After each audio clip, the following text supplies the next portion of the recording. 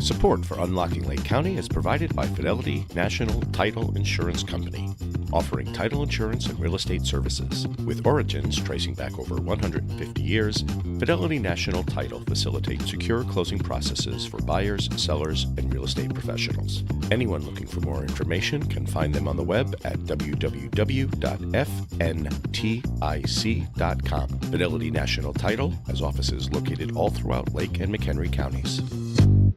You're listening to Unlocking Lake County with Dick Barr. You guys have a great radio station. You just play the best music.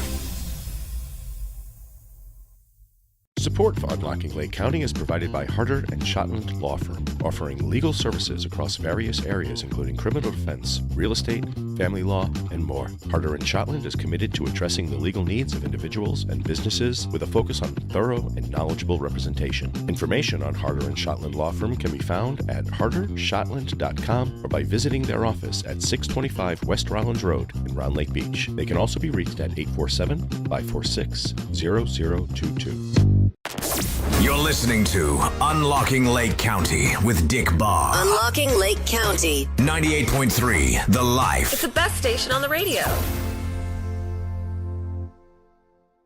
Support for Unlocking Lake County comes from the Sly Marinca Team at Cross Country Mortgage, specializing in a range of mortgage solutions tailored to meet the needs of homebuyers and homeowners. With a focus on delivering efficient and knowledgeable service, the Sly Marinca Team is dedicated to facilitating a smooth mortgage process. Their office is located at 532 Lake Street, Suite A in Antioch, Illinois. They can also be reached at sly@ccm.com or by phone at 847-722-1775.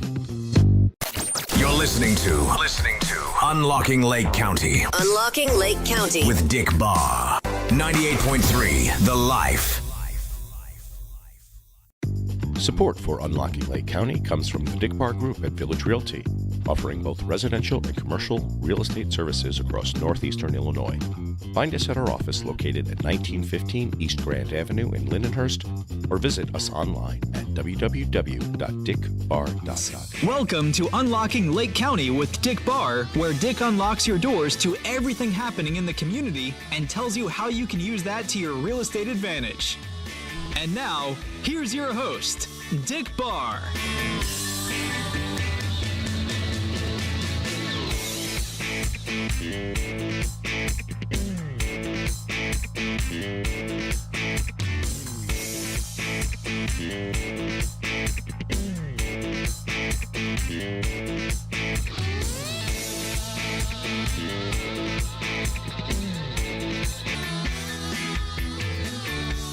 Welcome back, Northwest Lake County. This is Dick Barr, your host of Unlocking Lake County, here with my beautiful co-host, Kristen Kaufman. Say hello. Hello, everybody. Welcome back. And back in the studio is your favorite mortgage guy, Sly Marinca, the Sly Marinca Team at Cross Country Mortgage. Say hello, Sly. Hello, everybody.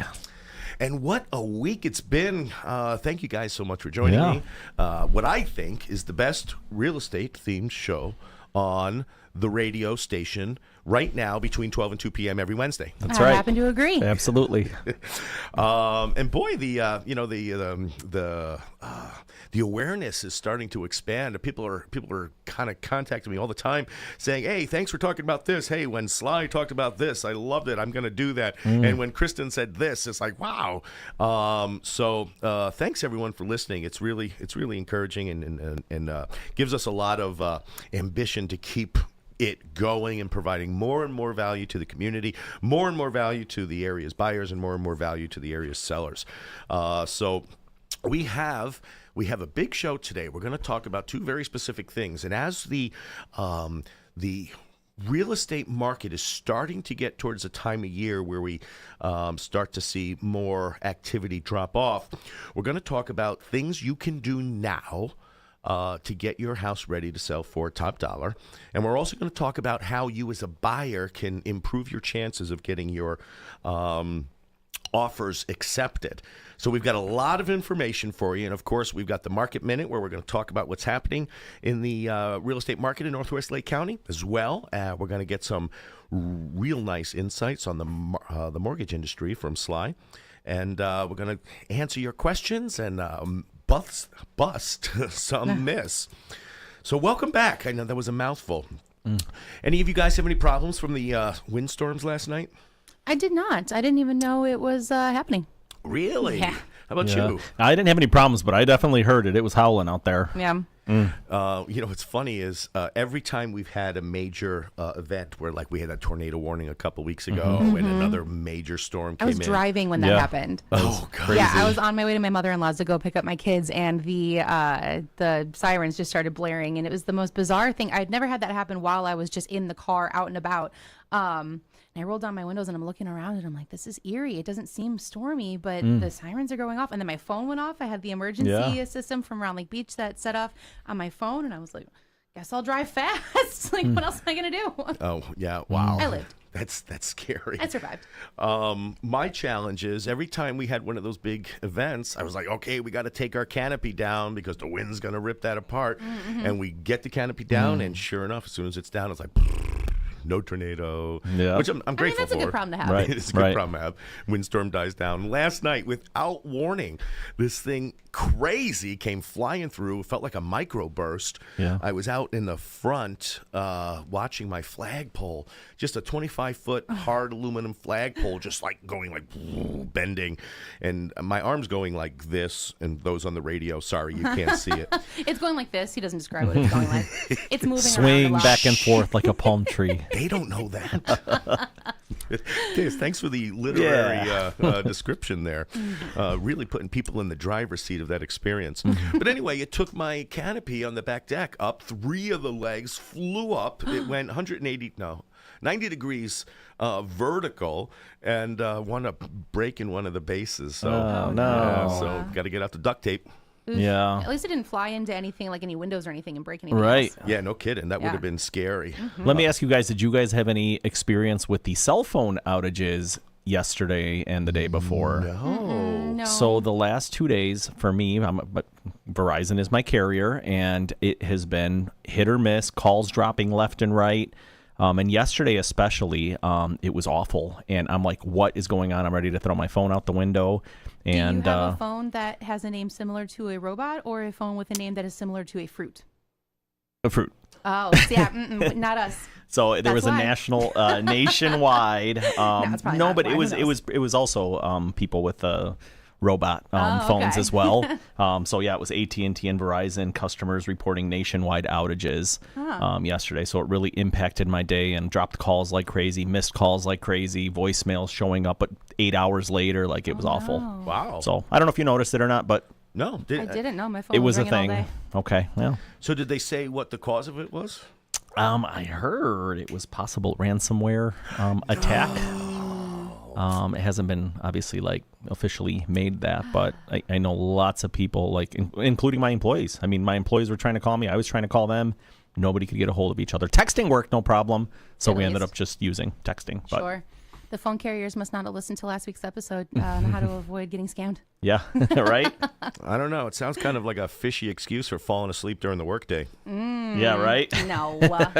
Just kidding. So ransomware, boy, that's been getting bigger and creating more and more havoc, as especially this year. Well, I think started last year when it hit one of the major lenders. Yeah. That affected one of my sales, yeah. That's right. Yeah. Oh, With the title companies. Yeah. Yeah. Yep. Remember Right. that? Yeah. Both two big title companies Yeah, had that. I had a whole right. deal fall apart because of it. Yeah, that's right. Yeah, it was led to a weird circumstantial layer of events with that one. Yeah, because the dates had gotten pushed off, and then there was some travel plans that came into play, and the whole thing And then kind there of was just a ended up. major thaw Yeah. that wound up creating a swimming pool situation in the basement. Right, Oh my gosh, right. yeah, that was a crazy week. Yeah, that was weird. And you're right, Sly. There was two major title companies that went down because of it, and they're not being neither of them has said specifically whether they've settled, like paid the ransom. Right. But I kind of believe they did. Oh, I'm sure they did. I mean, what is this alternative? Is just to stay down until somebody figures it out. And for these large multi-billion-dollar companies, that costs a lot of money. Yeah, I mean, how many deals were on hold because of it? Yeah, and from what I'm reading and what we're seeing, it's only going to get worse with AI. Oh no! Because these hackers and people that are doing these things maliciously are finding that they can use AI to help them hone their skills and make it even more, Oh my goodness. even more easy for them to attack and for them to get people to click on emails that they're not supposed to click on and links they're not supposed to click on and things like that. No. So heads up, be careful out there. If you see anything suspicious, don't click. Yeah, don't click. I got a text message just this morning saying that I had a UPS package that was delayed and I need to click on it to fill out my address, and it almost got me, right? I was almost like, do I have any packages coming? I might. Yeah. No, I don't think I'm not clicking it. You know what? I'm not clicking it. And yeah, sure enough, it was Be careful for sure. The way I shop, I would never know if I had packages coming. Like, I buy some stuff from AliExpress and from Wish and Temu. And so you might order that today, and 6 months later, a package show up. Like, what did I order? I don't know. That's so funny. My wife yells at me, what did you order now? Like, I don't know. I really don't know. Yeah, you got to be careful. It is scary. The more and more we learn about AI, I see the benefits. I love AI at For its sure. best. For sure. So tell me why you love it. Why do I love AI? I mean, so I don't use it to its fullest potential yet. I mean, I don't think that any just normal person is able to really use it to its fullest potential because it's, I mean, just an endless amount of potential, right? But I use it for simple things like if I'm trying to keep to a certain diet for my family, I'll like type in like, write me a grocery list based on this set of parameters and try and keep it under this budget for the week based on, I'll set up stuff like that. I ask it if I'm like having a particularly like disorganized week mentally, I'll like write down the set of tasks and I'll be like, set out the most optimal task list for me accomplishing this amount of stuff each day. Keep in mind I only have X amount of time per day, and I'll have it like set out like task lists for me, stuff like that. I use it for very like day-to-day stuff just to kind of streamline writing lists and getting checklists set out for myself instead of spending an hour sitting down trying to think of all the things and write them, even if I'm just having it do like the bulk of the work and then I go through and like edit it for what personally makes more sense for me, but I love using it for stuff like that. That's interesting. So based on that, so I would love it if, because I don't have the time to sit down there and type into it like, hey, tell me what to do today. I would love to, but what I'd love for it to do is interact with my notes platform, interact with my calendar, and interact with my Outlook task list, and say, hey, here's everything you've got going. Based on that, we need you to do this. So what you're doing, I mean, that's brilliant. I just don't have the wherewithal to sit there and talk to it. Just like, 'cause I feel like I'm telling it what to tell me what to do. I'd rather it look to see, hey, you got a busy week coming up. You know, get off TikTok. And I think that's coming. I think that's on its way. You could already see it with, especially with some of the social media platforms that are now integrating AI into into searches and things like that. And I think it's coming. The thing that I love it for is content creation. Yeah. I mean, you could say, type me an article about this topic, and it will blow your mind how accurate and how. For websites, whether it's articles, whether it's for social media posts. I mean, it's, it takes all the work out. It takes all the work out of everything. Using it as like a jumping off point if I'm trying to learn just like the umbrella version of something before I start doing my own research on something. So I'll be like, give me the cliff notes on whatever the subject is so I can like start to read something to start to inform myself. Because a lot of times, especially if you want to learn something totally new, you're like, where do I start? I don't know. You Google something, you're not sure where you can start. But like AI kind of does all of that work for you of like searching and then finding some of that information. Of course, you still have to do your own research. And I know a lot of people like to use it for social media posts and content creation. I'm pretty wordy, if you couldn't tell. So I do like writing a lot. I know, mind-blowing, right? So I do like writing a lot of my own stuff. But it is still useful for stuff like that, especially if you're like just kind of at a roadblock where you're like, I know like the idea of what I want to say. I just don't know like the actual words of what I want to say. And you type in a prompt like that.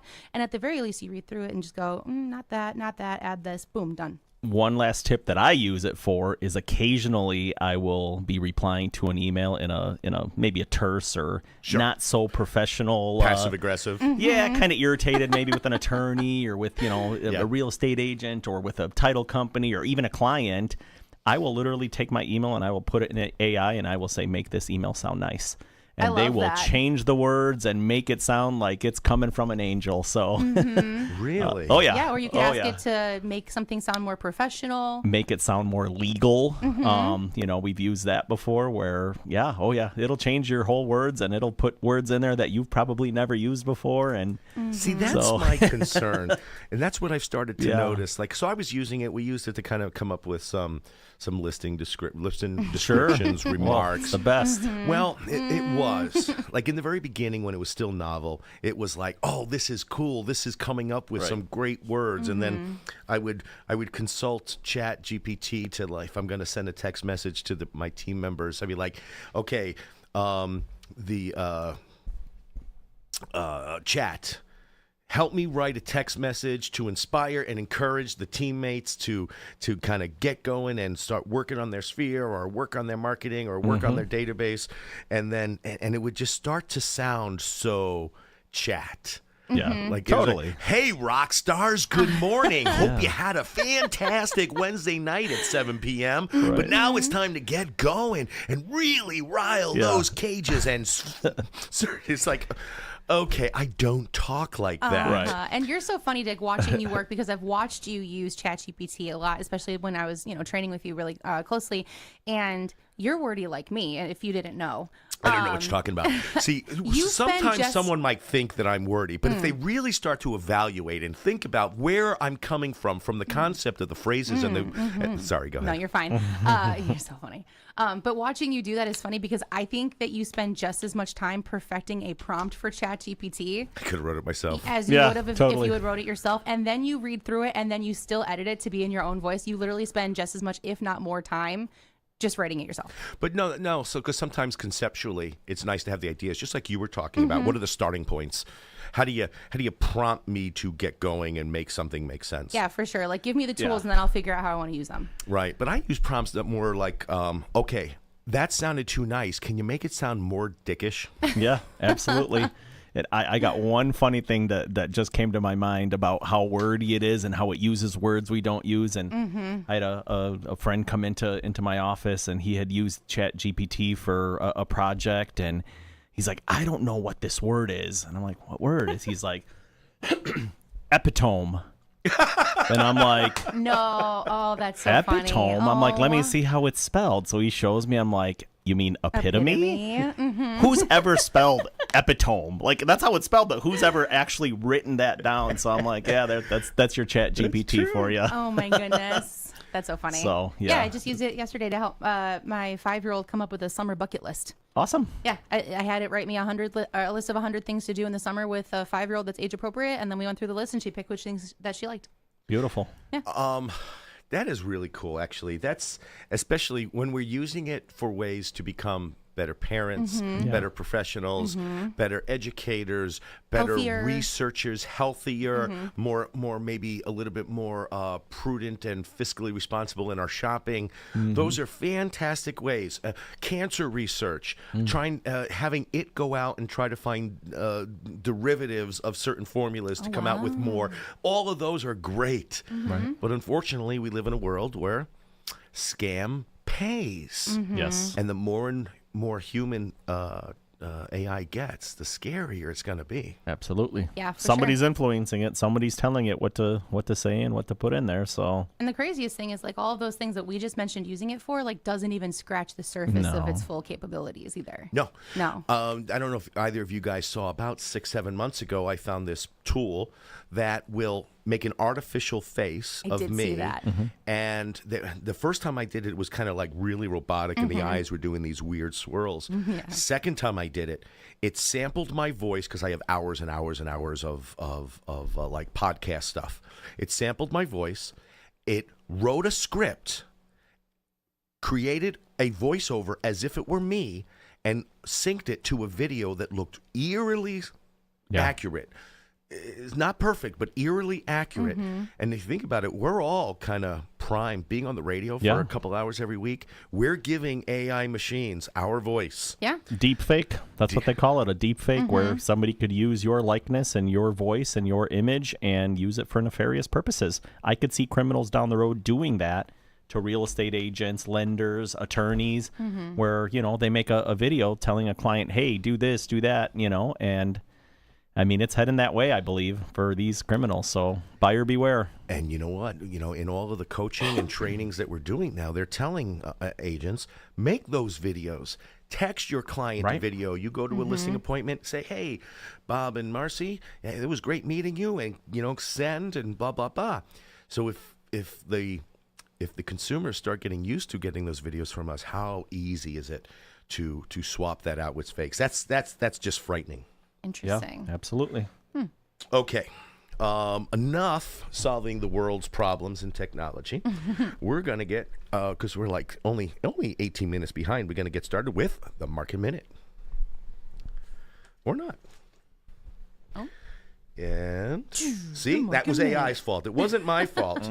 It wasn't. It hurt us. Yeah. Stay on top of the market with Dick Barr's Market Minute. Dick Barr's Market Minute. Hello, this is Dick Barr, your real estate broker, and I'm here. Sorry, no, AI is much better than that. Here we are with this week's Market Minute. We're seeing a little bit of an inventory starting to build up, something we haven't seen in probably since October of last year. But it's not huge, not drastic. Our active inventory in the Northwest region is about 10 over last week. We have 148 active homes on the market. 42 new listings this week, which is slightly down from the prior week of 56. 69 homes have gone under contract this past week compared to 44 the prior week. 173 have gone under contract in the past 30 days compared to 117 the month prior. Days on market average is still low. 17 days on market with a 0.7 month supply of inventory. Lowest sold home in the past 30 days is 128,000 with 1.1 million on the high end. Highest active is still sitting there with 4.9 million and a median home price of 366,000. Heading over to the community of Antioch, where they've got the most active homes on the market at 37. 8 new listings this week, up from 6 the prior week. 13 new contracts, up from 7 the prior week. 35 homes have gone under contract in the past 30 days, double last month's of 18, and a days on market average of only 11 days. One of the lowest in the in the entire region, which is actually really good considering they have the highest inventory, but they also have the lowest days on market. Antioch does have a 1 month supply of inventory, and that is the highest in the region. For those new to the show, month supply of inventory is if no new listings come out on the market, how long will the inventory last before the buyers buy it at the current buying rate? Lowest price sold in Antioch is $195,000 with $510 on the high end in the past 30 days. Highest active home in the market is $2.5 million with a $356,000 median price. Excuse me. Now on over to Volo, Fox Lake, Ingleside, where they're sitting on 16 homes on the market. 7 new listings this week compared to the same last week. 12 homes under contract this past week, almost 4 times the prior week where there was only 3. 12 homes have gone under contract in the past 30 days, slightly up from 10 the prior month. 35 days on the market is the average for the Volo area. And a 0.7 month supply of inventory. Lowest price in the past 30 days is $160,000 with a $675,000 high. Highest active property is $977,000 with a median price just under $400,000. Now on over to Grace Lake, Gages Lake, Haynesville, Third Lake, and Wildwood. Sometimes people say, how come you don't break those up? What I try to do is, in the regions, is take similar housing inventory and similar populations and group them into a group. So obviously in the Grace Lake, Gages Lake, Haynesville, Third Lake, and Wildwood area, the predominant number of homes is going to come into the Grace Lake. But sometimes Gages Lake has none. And rather than reporting 0 and, up from 0 is 1, I want to kind of give more broad view of what that looks like. Makes sense. So where were we? Grace Lake? So Grace Lake, 23 homes are active on the market, 8 new listings this week compared to 11 the prior week. 10 new contracts this week, which is remains stable from the prior week where there was also 10. And 28 homes on a contract in the past 30 days, up from 18 the prior 30. And 23 days on market is the average marketing time for the Grace Lake area. And also a 0.7 month supply of inventory, which, as you'll know, we're going to hit 4 communities with exactly 0.7 month supplies. Kind of a funny, unique coincidence. Lowest price in the area was $160,000 with a high price of $675,000. Oops. Yeah. And 977 was the highest active, with 394 is the median. I want to correct something because I read from the wrong line. On the Volo, Fox Lake, and Ingleside, I reported the Grays Lake numbers, so I just want to correct that. Lowest price in the past 30 was $136,000. The high was $530,000. Highest active is $1.7 million, and the median was only $327, not the $394. Now on over to Gurnee, Wadsworth, and Old Mill Creek, where 33 homes are sitting on the market. Do you remember when Gurnee was sitting there at like Nothing, 6? yeah, for a long Seven? time. Yes. Hanging on to their properties. Yep. So now Gurnee is up there. It's more competitive. It's getting close to Antioch's level of inventory. 33 homes on the market, 6 new listings this week compared to 15 the prior week.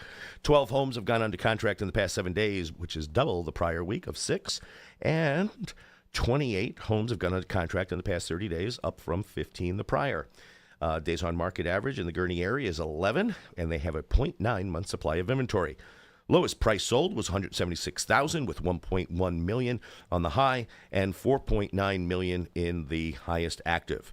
The median price in the Gurnee area is $435,000. Now on over to our backyard of Lindenhurst and Lake Villa, where we're sitting on 29 active listings. That's up. That's up quite a bit. 8 new listings this week compared to 6 the prior week. Only 9 homes have gone under contract this past 7 days. The past 30 days have seen 28 contracts, which was slightly up from the prior 30 with 24. And the days on market average in Lindenhurst and Lake Villa is 12 days, with a month supply inventory 0.7. Lowest priced home sold was $128,000 with a high of $700,000 and the highest active price of $4.5 million. Median home price is $370,000. Now on to the Round Lake area, where they're sitting on only 10 active properties. And from a population standpoint, the number of homes available per capita is very low. It's also the lowest in the area at only 10. But based on the population, that's extremely low. Only 5 new listings this week, which is down from 11 the prior week. 13 homes have gone under contract in the past 7 compared to 10 the prior week. And 36 homes, the highest in the region, 36 homes have gone under contract in the past 30 days, and which was up from the prior month's 26. 15 days on market is the average sales time, and only a 0.3 month supply of inventory.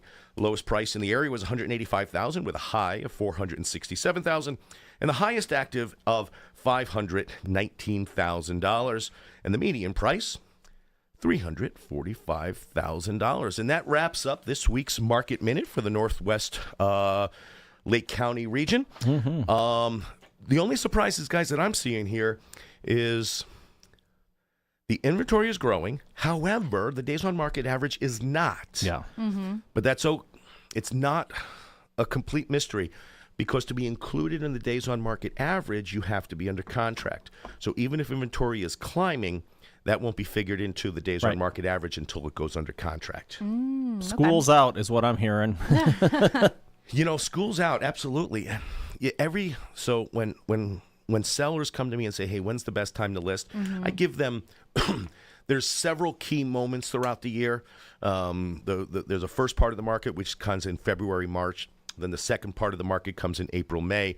And how good that market is will depend on how the February, March market was. But I always warn, July 15th, almost like clockwork every year, is the cutoff. You want to be under contract before July 15th. But some years, for some unknown reason, Memorial Day is the cutoff. Yeah. And that the market will kind of slink after Memorial Day. But it's almost impossible to predict, well, at least from what I know. If you go to a psychic, they might be able to predict it. That seems early. It is early. Wow. Yeah. Yeah.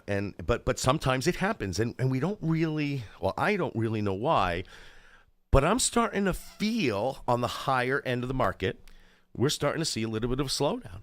We're starting to see the pickup rate is slowing down a little bit.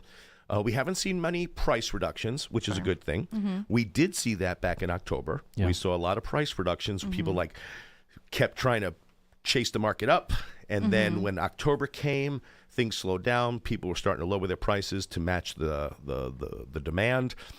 Then February came and things just started going crazy again. So we're not seeing price adjustments yet, but we are starting to see some inventory build up Sly, what does it look like from your end on the mortgage side?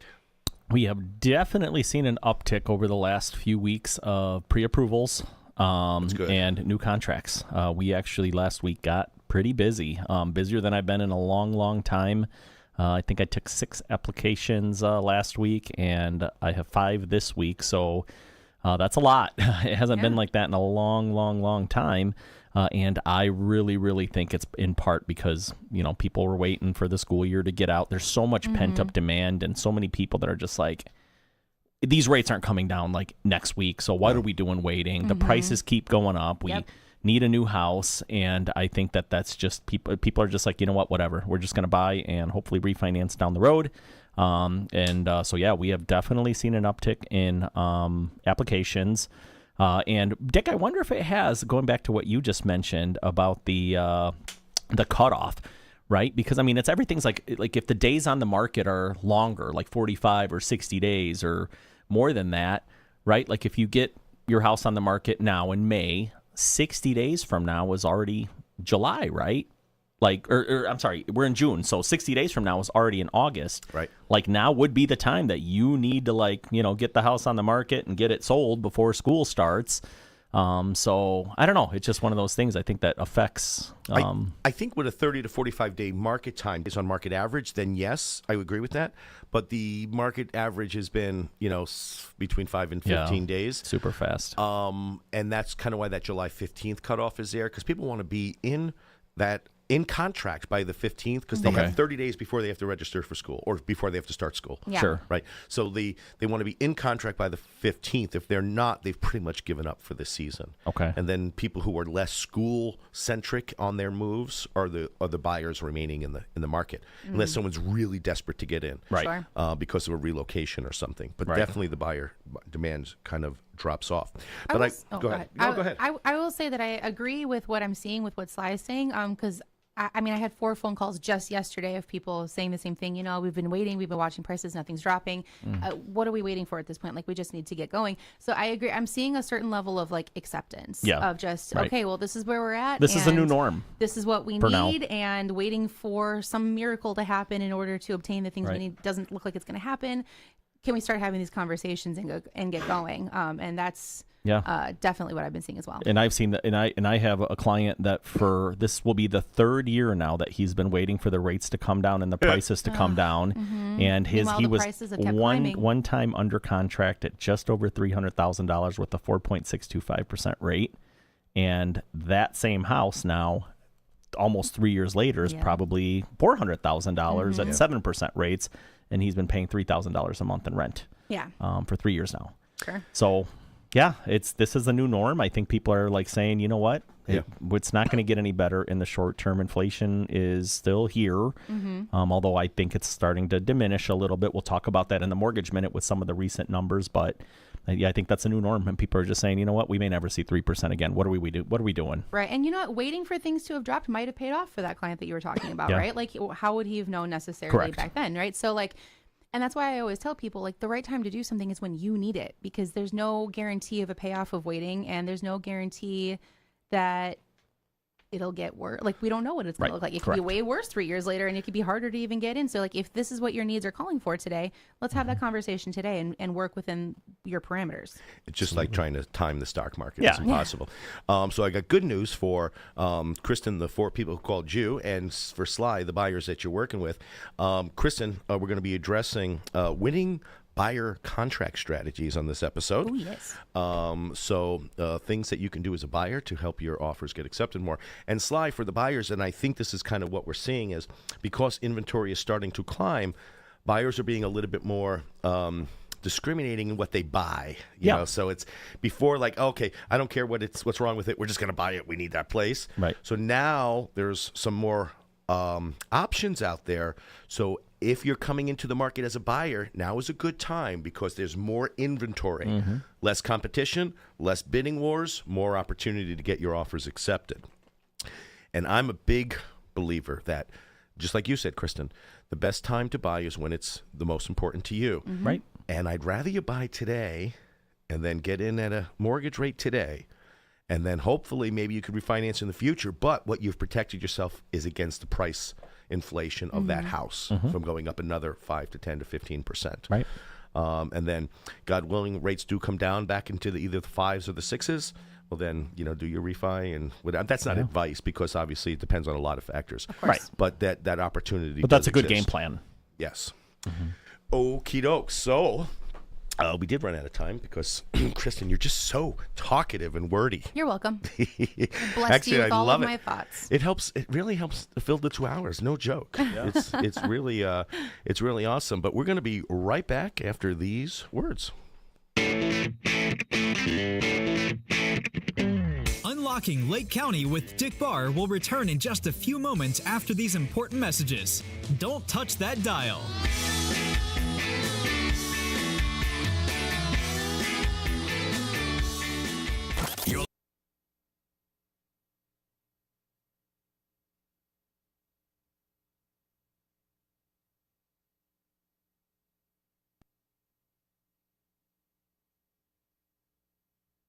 Support for Unlocking Lake County is provided by Fidelity National Title Insurance Company, offering title insurance and real estate services. With origins tracing back over 150 years, Fidelity National Title facilitates secure closing processes for buyers, sellers, and real estate professionals. Anyone looking for more information can find them on the web at www.fntic.com. Fidelity National Title has offices located all throughout Lake and McHenry counties. You're listening to Unlocking Lake County with Dick Barr. You guys have a great radio station. You just play the best music. Support for Unlocking Lake County is provided by Harder and Shotland Law Firm, offering legal services across various areas including criminal defense, real estate, family law, and more. Harder and Shotland is committed to addressing the legal needs of individuals and businesses with a focus on thorough and knowledgeable representation. Information on Harder and Shotland Law Firm can be found at hardershotland.com or by visiting their office at 625 West Rollins Road in Round Lake Beach. They can also be reached at 847-546-0022. You're listening to Unlocking Lake County with Dick Barr. Unlocking Lake County. 98.3 The Life. It's the best station on the radio. Support for Unlocking Lake County comes from the Sly Marinca Team at Cross Country Mortgage, specializing in a range of mortgage solutions tailored to meet the needs of homebuyers and homeowners. With a focus on delivering efficient and knowledgeable service, the Sly Marinca Team is dedicated to facilitating a smooth mortgage process. Their office is located at 532 Lake Street, Suite A in Antioch, Illinois. They can also be reached at sly@ccm.com or by phone at 847-722-1775. You're listening to Unlocking Lake County Unlocking Lake County. with Dick Barr. 98.3 The Life. Support for Unlocking Lake County comes from the Dick Barr Group at Village Realty, offering both residential and commercial real estate services across northeastern Illinois. Find us at our office located at 1915 East Grand Avenue in Lindenhurst, or visit us online at www.dickbarr.com. For a personal real estate experience, they can also be reached at 847-579-9736. At the Dick Barr Group, your property goals are their mission. This is Unlocking Lake County with Dick Barr. Support for Unlocking Lake County is provided by Fidelity National Title Insurance Company, offering title insurance and real estate services. With origins tracing back over 150 years, Fidelity National Title facilitates secure closing processes for buyers, sellers, and real estate professionals. Anyone looking for more information can find them on the web at www.fntic.com. Fidelity National Title has offices located all throughout Lake and McHenry counties. You're listening to Unlocking Lake County with Dick Barr. Your favorite show right here on 98.3 FM. 98.3 The Life. Support for Unlocking Lake County is provided by Harder and Shotland Law Firm, offering legal services across various areas including criminal defense, real estate, family law, and more. Harder and Shotland is committed to addressing the legal needs of individuals and businesses with a focus on thorough and knowledgeable representation. Information on Harder and Shotland Law Firm can be found at hardershotland.com or by visiting their office at 625 West Rollins Road in Round Lake Beach. They can also be reached at 847-546-0022. Unlocking Lake County. 98.3 The Life. Support for Unlocking Lake County is provided by Harder and Shotland Law Firm, offering legal services across various areas including criminal defense, real estate, family law, and more. Harder and Shotland is committed to addressing the legal needs of individuals and businesses with a focus on thorough and knowledgeable representation. Information on Harder and Shotland Law Firm can be found at hardershotland.com or by visiting their office at 625 West Rollins Road in Round Lake Beach. They can also be reached at 847-546-0022. You're listening to Unlocking Lake County with Dick Barr. You guys have a great radio station. You just play the best music. Support for Unlocking Lake County comes from the Sly Marinca Team at Cross Country Mortgage, specializing in a range of mortgage solutions tailored to meet the needs of homebuyers and homeowners. With a focus on delivering efficient and knowledgeable service, the Sly Marinca Team is dedicated to facilitating a smooth mortgage process. Their office is located at 532 Lake Street, Suite A in Antioch, Illinois. They can also be reached at sly@ccm.com or by phone at 847-722-1775. You're listening to Unlocking Lake County with Dick Barr. Unlocking Lake County. 98.3 The Life. It's the best station on the radio. Support for Unlocking Lake County comes from the Dick Barr Group at Village Realty, offering both residential and commercial real estate services across northeastern Illinois. Find us at our office located at 1915 East Grand Avenue in Lindenhurst, or visit us online at www.dickbarr.com. For a personal real estate experience, they can also be reached at 847-579-9736. At the Dick Barr Group, your property goals are their mission. You're listening to Unlocking Lake County Unlocking Lake County. with Dick Barr. 98.3 The Life.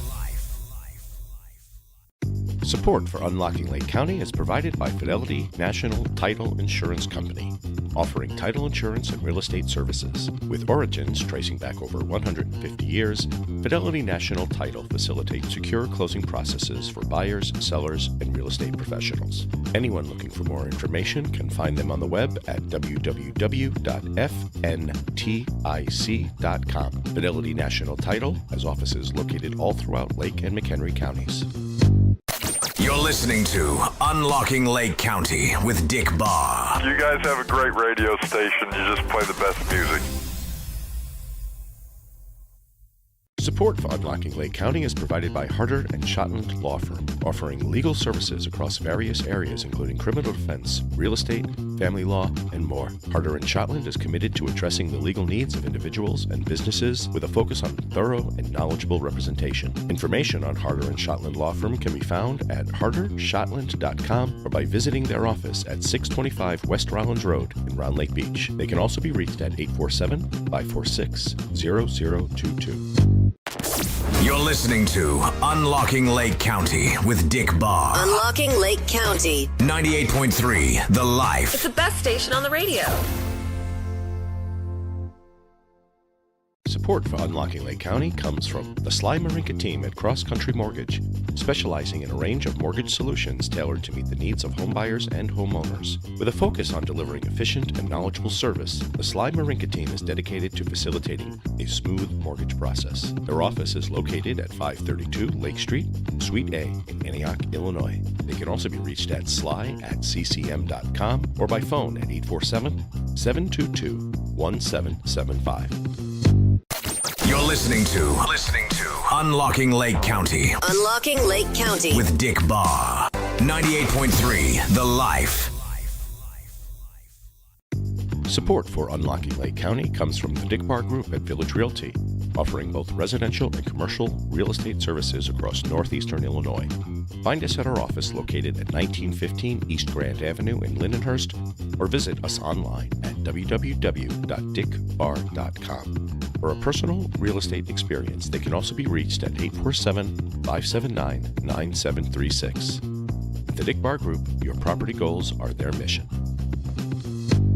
This is Unlocking Lake County with Dick Barr. Support for Unlocking Lake County is provided by Fidelity National Title Insurance Company, offering title insurance. Back to Unlocking Lake County with your host, Dick Barr.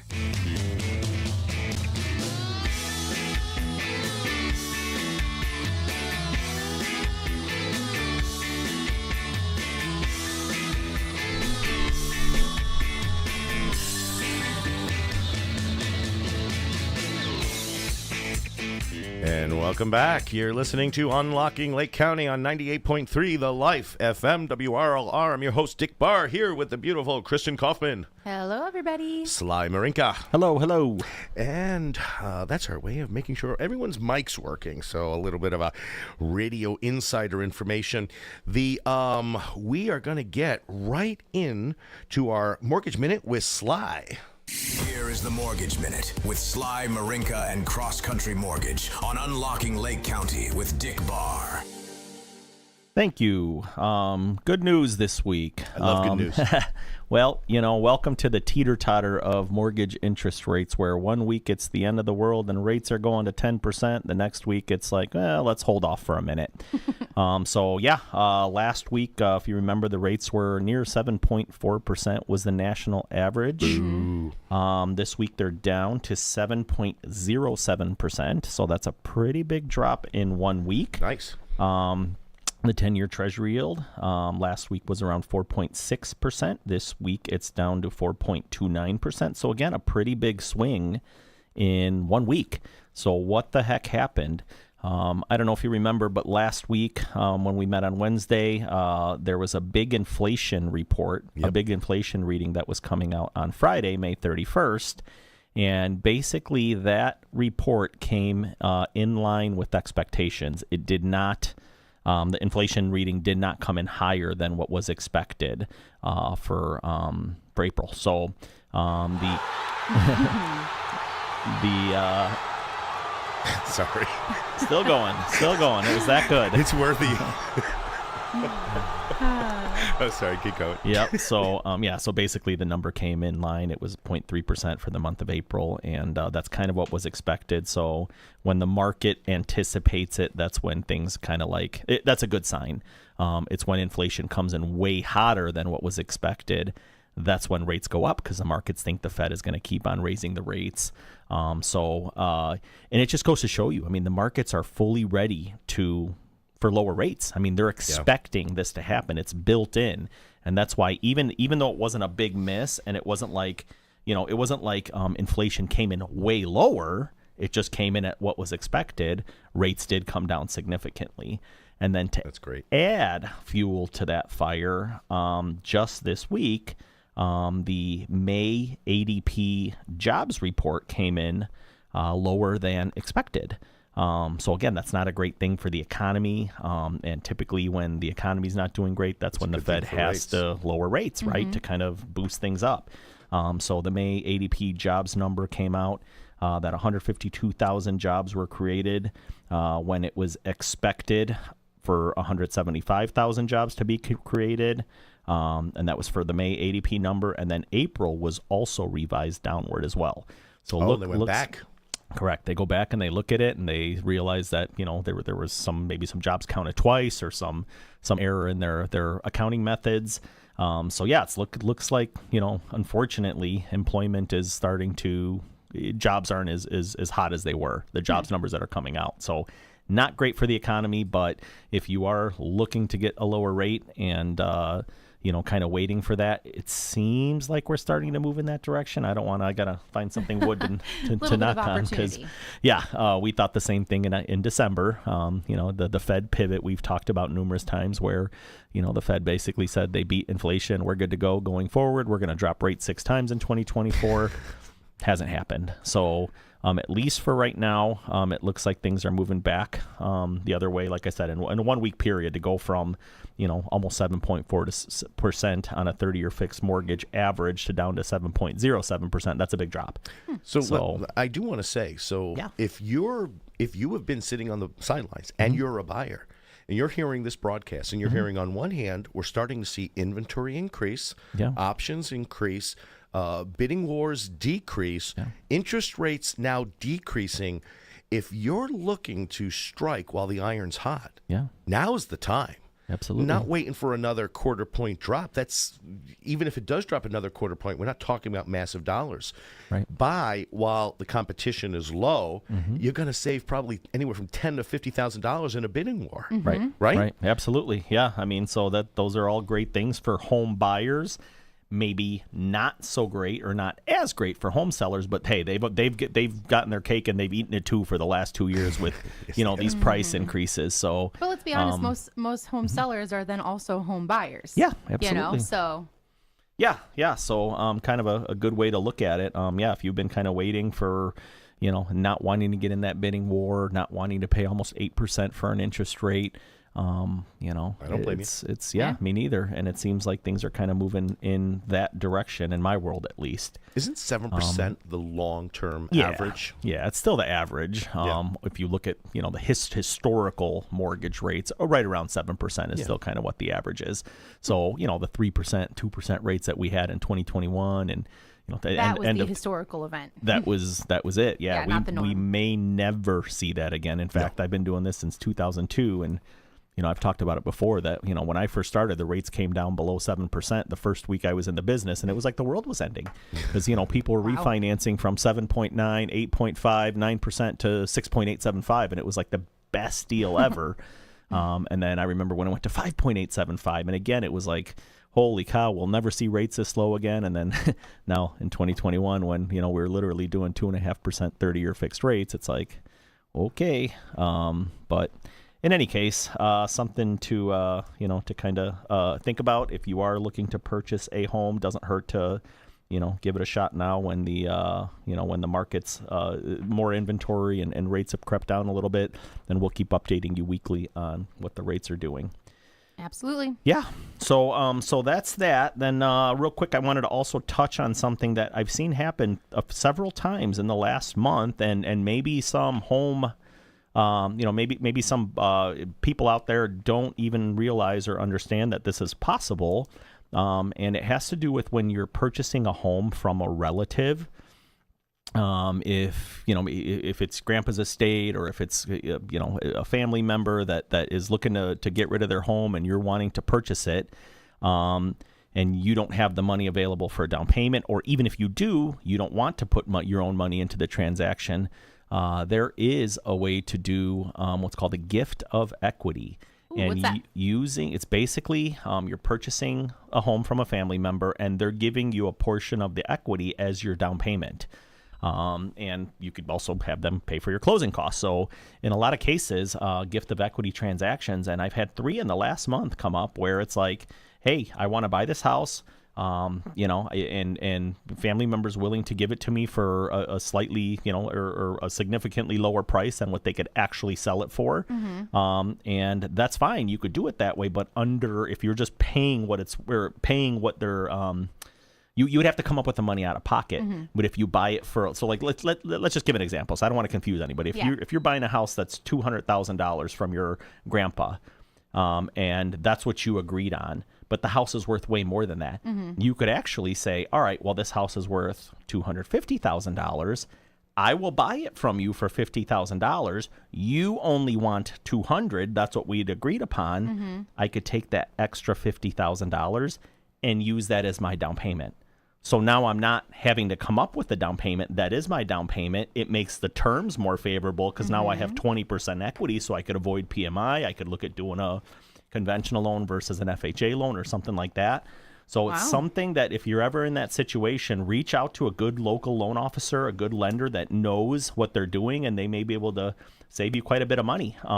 Obviously, there may be some tax implications, so always talk to your accountant because anytime you're getting a gift, You got to be careful about that. You don't want to get whacked with a big IRS bill next year when, you buy a home, and, you want to be prepared for that if that is the case. Talk to your CPA about that. But if you're ever in a position where you're purchasing a home from a family member and they're giving you a good deal, talk to a lender, because there may be a way for you to buy that home with nothing out of pocket, no closing costs, and get a much better deal than if you were just trying to buy it on your own. No closing costs. Well, they're rolled into the loan in essence. I see. They're giving you a credit for the down payment, and they could give you a credit if the equity's there. If the house is worth $200 and grandpa's selling it to you for $200, all bets are off. Sure. But in my experience, most of the time when we're dealing with this kind of thing, it's like, I want to help you. I want to give you a good deal. And that's basically, you're taking that good deal and you're making it better. You're making even a better deal for yourself so that you don't have to come up with all this extra money. You don't have to come up with a down payment. You're using the equity that's already in the house for your down payment. So coming up quite a bit lately. So something to think about. So let me ask a question. Just I don't know if this is a different way to get to the same location or if this is not a thing at all. I'm just curious.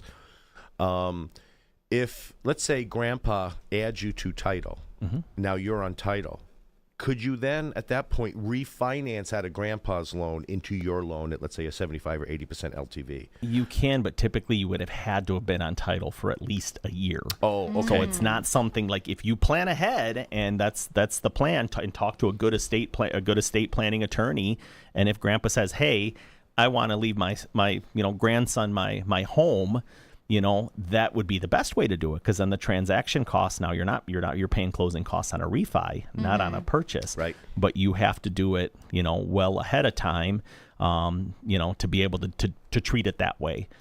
So yeah, always seek anytime you're in a situation like that, you want to seek good professional advice to make you to put you in the best position possible.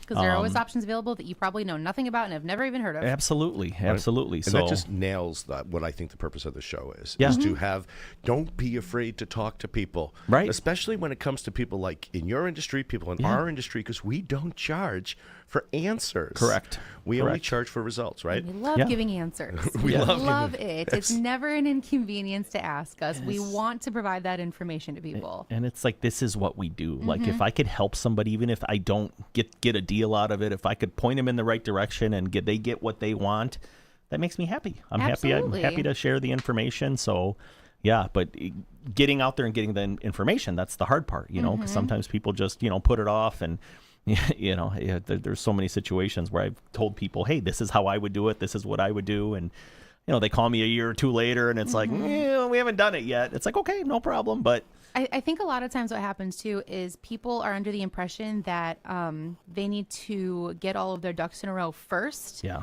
And then call a lender once they're ready, right? Or they need to get everything figured out and then they call a realtor to get moving forward. Right. And that's fine. I mean, I know that from personal experience, we pick up the pieces wherever you're at and we go from there. Right.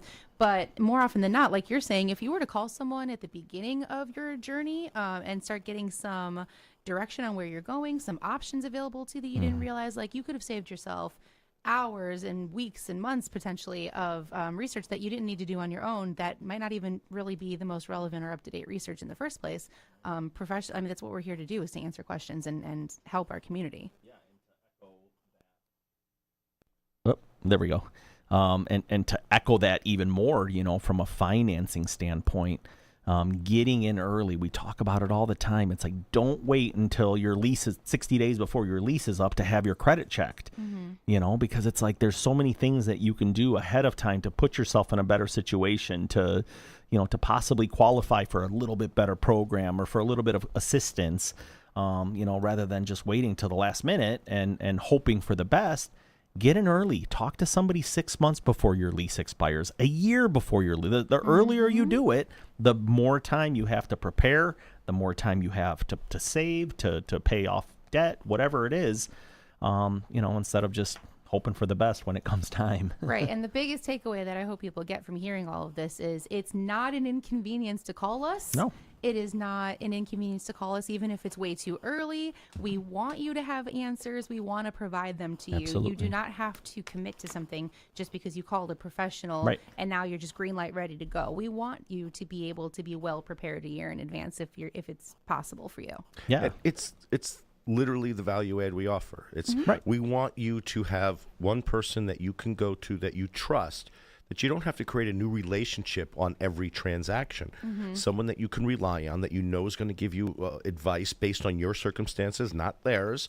And the amount of time that people in our industry spend just taking care of relationships with people we've already transacted with is far greater than the time we spend with new clients. It's because we want you to feel comfortable, pick up the phone, and it's just like Right.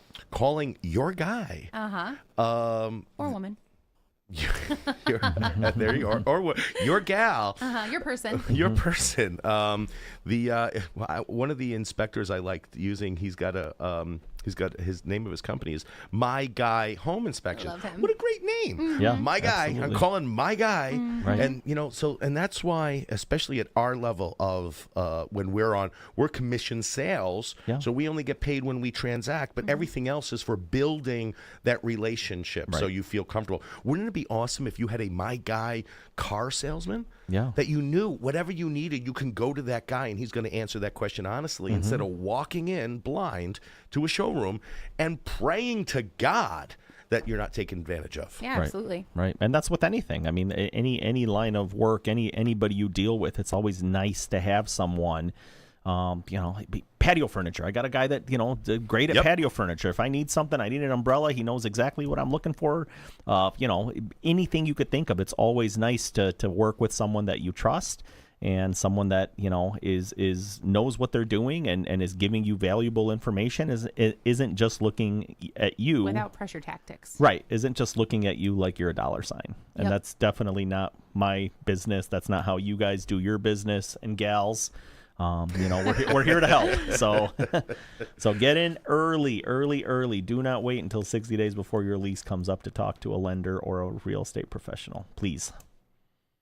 I always learn something when you're on the show. Every single time. Well, Kristen, I you got appreciate anything to add before we jump to commercial? That is what I have to add. Sly, you always teach me something. Every single week that you're here, I learn something new. Hey, I So appreciate grateful that it. you're here. Then to cap off the hour, Sly, let's get a quick plug. How do people Yep. reach you if they want to talk to you? Yeah, sure. My cell phone number is always available, 847-722-1775. My email is sly@ccm.com for crosscountrymortgage.com. So sly@ccm.com.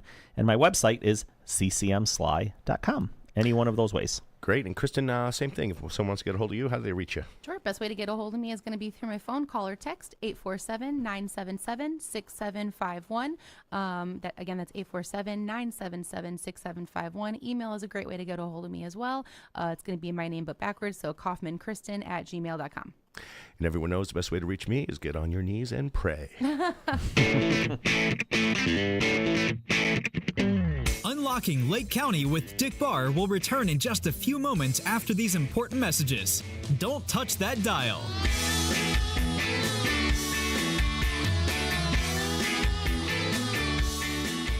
This is Unlocking Lake County with Dick Barr.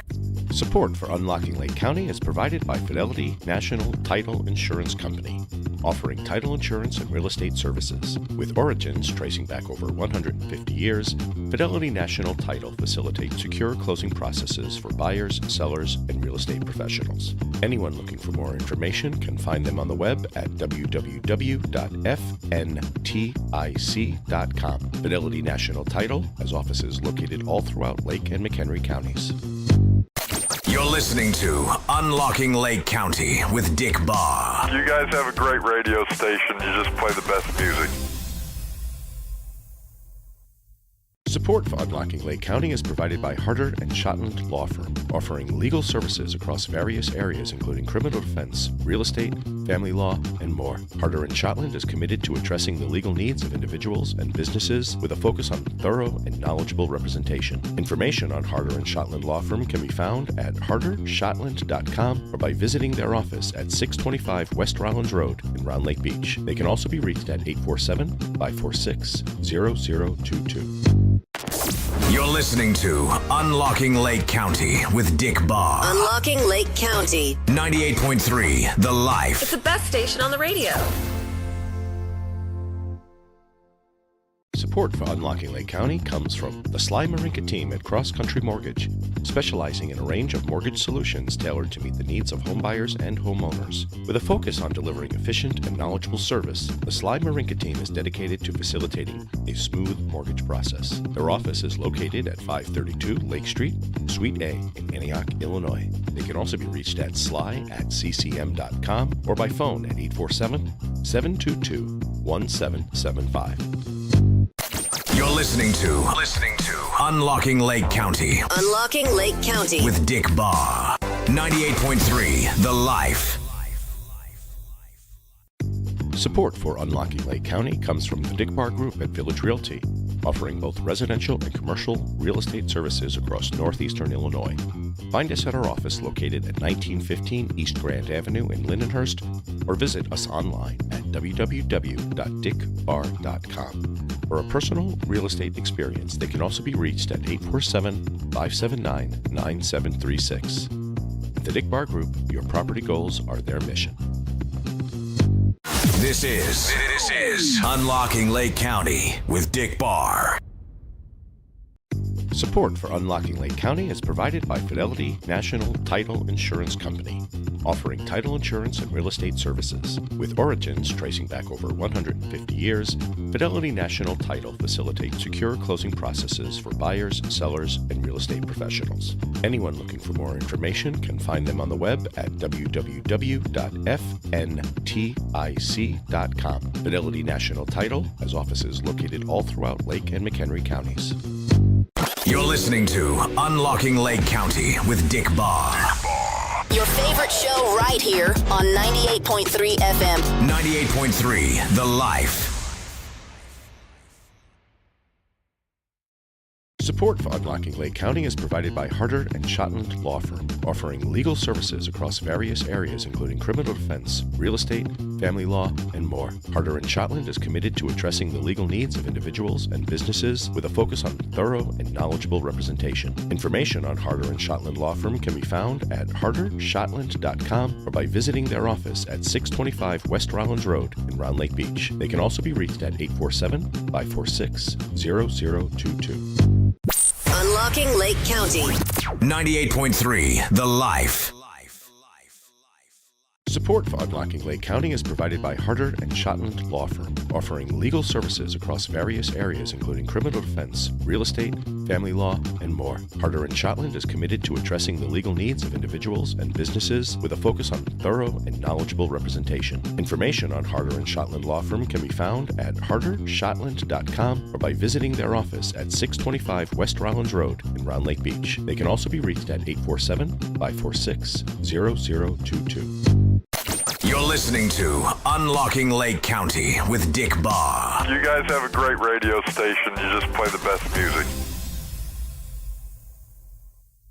Support for Unlocking Lake County comes from the Sly Marinca Team at Cross Country Mortgage, specializing in a range of mortgage solutions tailored to meet the needs of homebuyers and homeowners. With a focus on delivering efficient and knowledgeable service, the Sly Marinca Team is dedicated to facilitating a smooth mortgage process. Their office is located at 532 Lake Street, Suite A in Antioch, Illinois. They can also be reached at sly@ccm.com or by phone at 847-722-1775.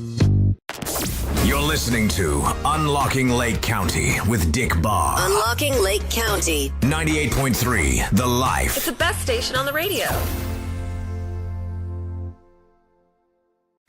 Support for Unlocking Lake County comes from the Dick Barr Group at Village Realty, offering both residential and commercial real estate services across northeastern Illinois. Find us at our office located at 1915 East Grand Avenue in Lindenhurst, or visit us online at www.dickbarr.com. For a personal real estate experience, they can also be reached at 847-579-9736. At the Dick Barr Group, your property goals are their mission. You're listening to Unlocking Lake County Unlocking Lake County. with Dick Barr. 98.3 The Life. Support for Unlocking Lake County is provided by Fidelity National Title Insurance Company, offering title insurance and real estate services. With origins tracing back over 150 years, Fidelity National Title facilitates secure closing processes for buyers, sellers, and real estate professionals. Anyone looking for more information can find them on the web at www.fntic.com. Fidelity National Title has offices located all throughout Lake and McHenry counties. You're listening to Unlocking Lake County with Dick Barr. You guys have a great radio station. You just play the best music. Support for Unlocking Lake County is provided by Harder and Shotland Law Firm, offering legal services across various areas including criminal defense, real estate, family law, and more. Harder and Shotland is committed to addressing the legal needs of individuals and businesses with a focus on thorough and knowledgeable representation. Information on Harder and Shotland Law Firm can be found at hardershotland.com or by visiting their office at 625 West Rollins Road in Round Lake Beach. They can also be reached at 847-546-0022. You're listening to Unlocking Lake County with Dick Barr. Unlocking Lake County. 98.3 The Life. It's the best station on the radio. Support for Unlocking Lake County comes from the Sly Marinca Team at Cross Country Mortgage, specializing in a range of mortgage solutions tailored to meet the needs of homebuyers and homeowners. With a focus on delivering efficient and knowledgeable service, the Sly Marinca Team is dedicated to facilitating a smooth mortgage process. Their office is located at 532 Lake Street, Suite A in Antioch, Illinois. They can also be reached at sly@ccm.com or by phone at 847-722-1775. You're listening to Unlocking Lake County Unlocking Lake County. with Dick Barr. 98.3 The Life. Support for Unlocking Lake County comes from Welcome back to Unlocking Lake County with your host, Dick Barr.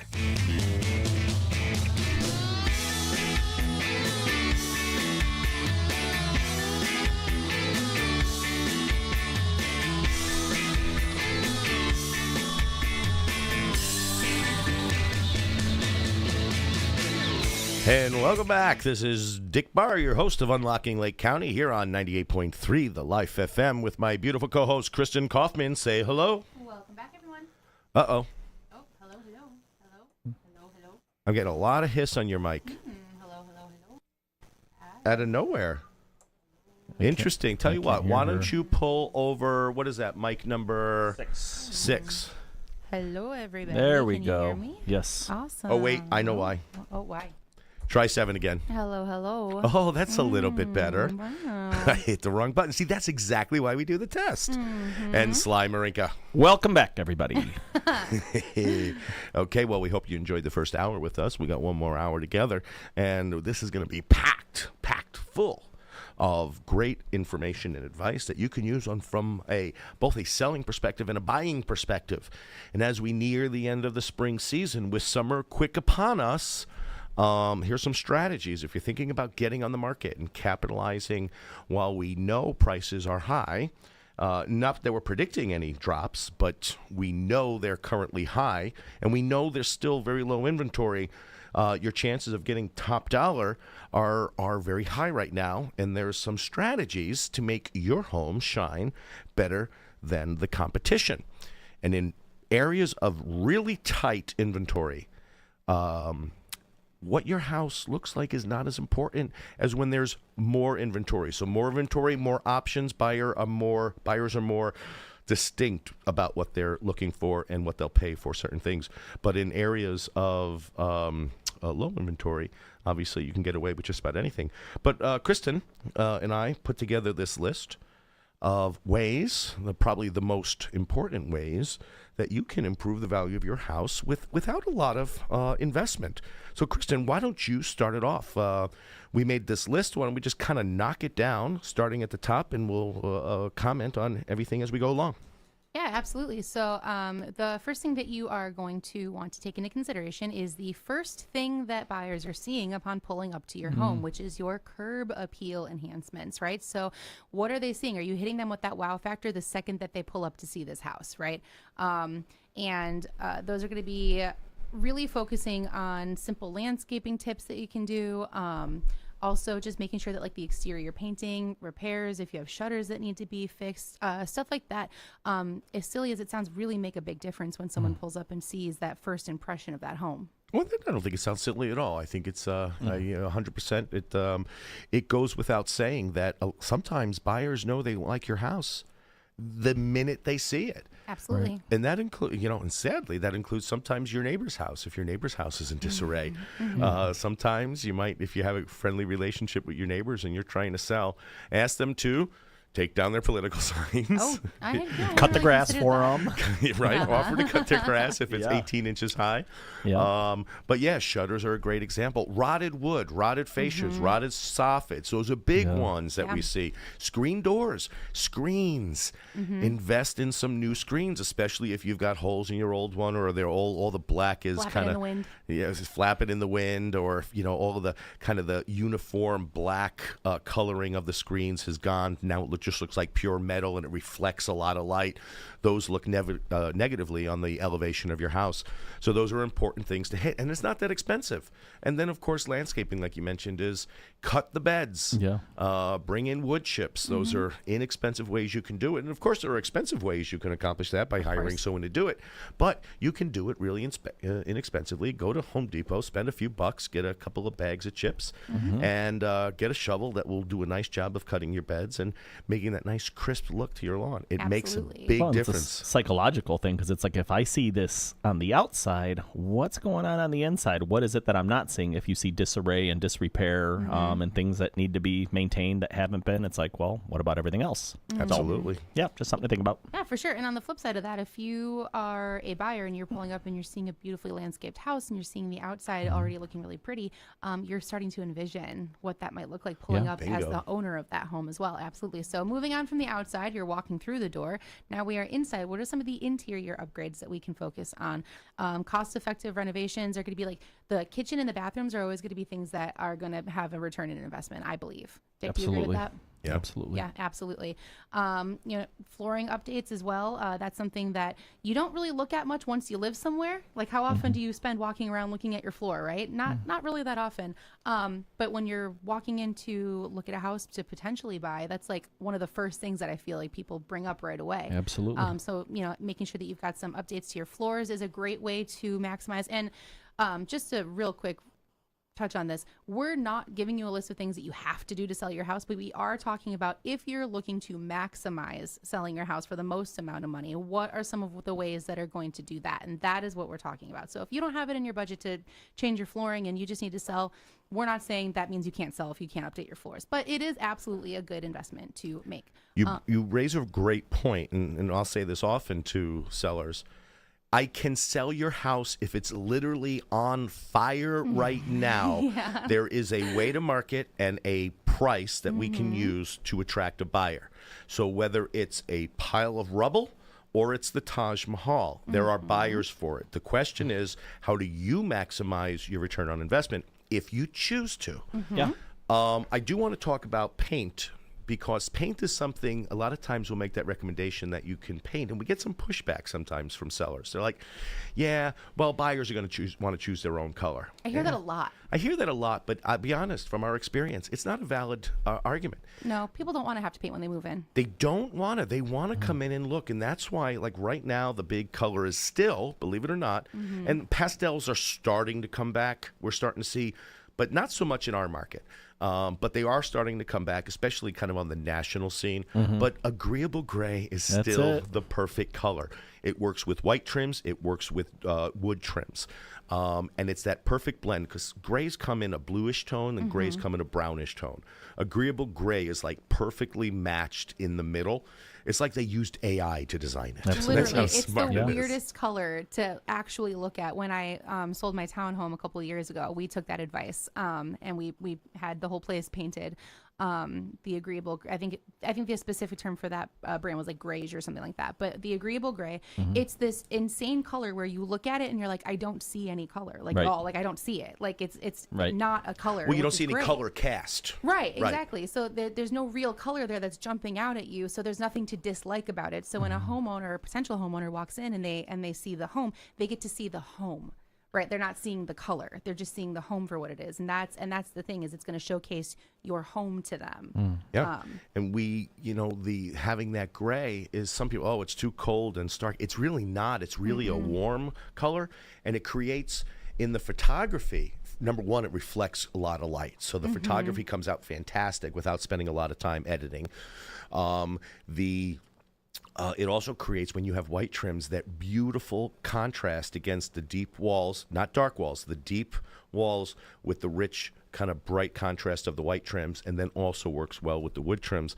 So it's the perfect complement. So if we had to give you a single color to use, it would be agreeable gray. Now, the second part of that is be careful. Don't be that guy or gal who's like, we're going to paint it ourselves. I'm going to tell you that the number of times the sellers insisted on painting it themselves, they added no value.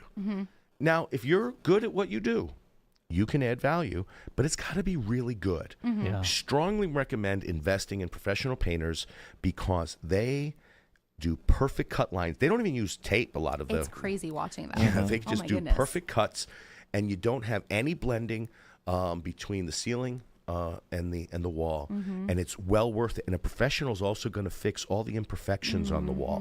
If there's old drip lines from 30 years ago, if there's divots, indentations, when Junior fell and hit his head and created they fix that. They create walls that look like brand new, so when people walk in, they literally feel like they're in a model. Yeah, absolutely. That was another piece of advice of yours that I took when I was your client when I sold my townhome. Is we ended up going with hiring someone to do the painting, and it was the best choice that we could have made because not only was the outcome beautiful, it was professional, but also yes, you might be saving a little bit of money by doing it yourself, but time is money, and the amount of time that we would have had to put into doing that ourselves would have greatly outweighed how much we spent on just having someone do it for us, and it turned out beautiful. And I think, and correct me if I'm wrong, I think you went with, it wasn't a recommendation of mine, but it's someone who I know very well, a friend of mine, who used to be on this radio station, Ronnie Pecorini, right? His company is who we hired, yes. Yeah, I love Ronnie. They did great work, honestly. They were awesome. He does a great cigar show. Okay, cool. And then, they also ended up doing our cabinets for us, too, painting our cabinets white, really opened up our kitchen. I mean, it ended up being kind of a showstopper for people who came in and saw our home. And that's an important blend of this entire topic is we talk about kitchens, and let's go back to kitchens because I don't want to just glance over that because people are like, upgrade the kitchen. That's the most expensive thing I can do. And they always think that it means just upgrade your appliances. Okay, yeah. It doesn't just mean that. It doesn't just mean that. Sometimes it does mean that. We just had a seller literally yesterday replace the fridge because it was beautiful stainless, everything else. But the fridge was kind of dated and old and, kind of white and creamy. It didn't really go with the kitchen anymore. But it's the you don't have to replace your cabinets. You don't have to replace necessarily your countertops. There are processes of repainting cabinets that make it look fantastic. Yep. And this is something we've been doing and recommending since 2014 at least, maybe earlier. But I think 2014 is when I really started pushing it. And if you have like short cabinets, 32-inch or 36-inch, very simple and easy and cheap to add 3 or 4-inch crown molding on the top of your cabinets, then paint it all white. Now your 32 or 36-inch cabinets look like 36 or 40-inch cabinets. Right. So it gives that appearance of them looking bigger, is more architecturally pleasing. And with that white, again, contrast against the gray walls, you get big bang for your buck. Now, as far as countertops, There's no way to slice it where countertops aren't expensive. Even for mica, countertops are expensive. In fact, the difference in price between countertop and quartz or granite is so negligible because once you start customize them, you might be, let's say, that depending on the size of your kitchen, if you're $4,500 for granite countertops, you might still be $3,500 for mica countertops, especially if you go with like the faux granite finish. So countertops, yeah, I'm not so sold that there'll be a high rate of return on investment.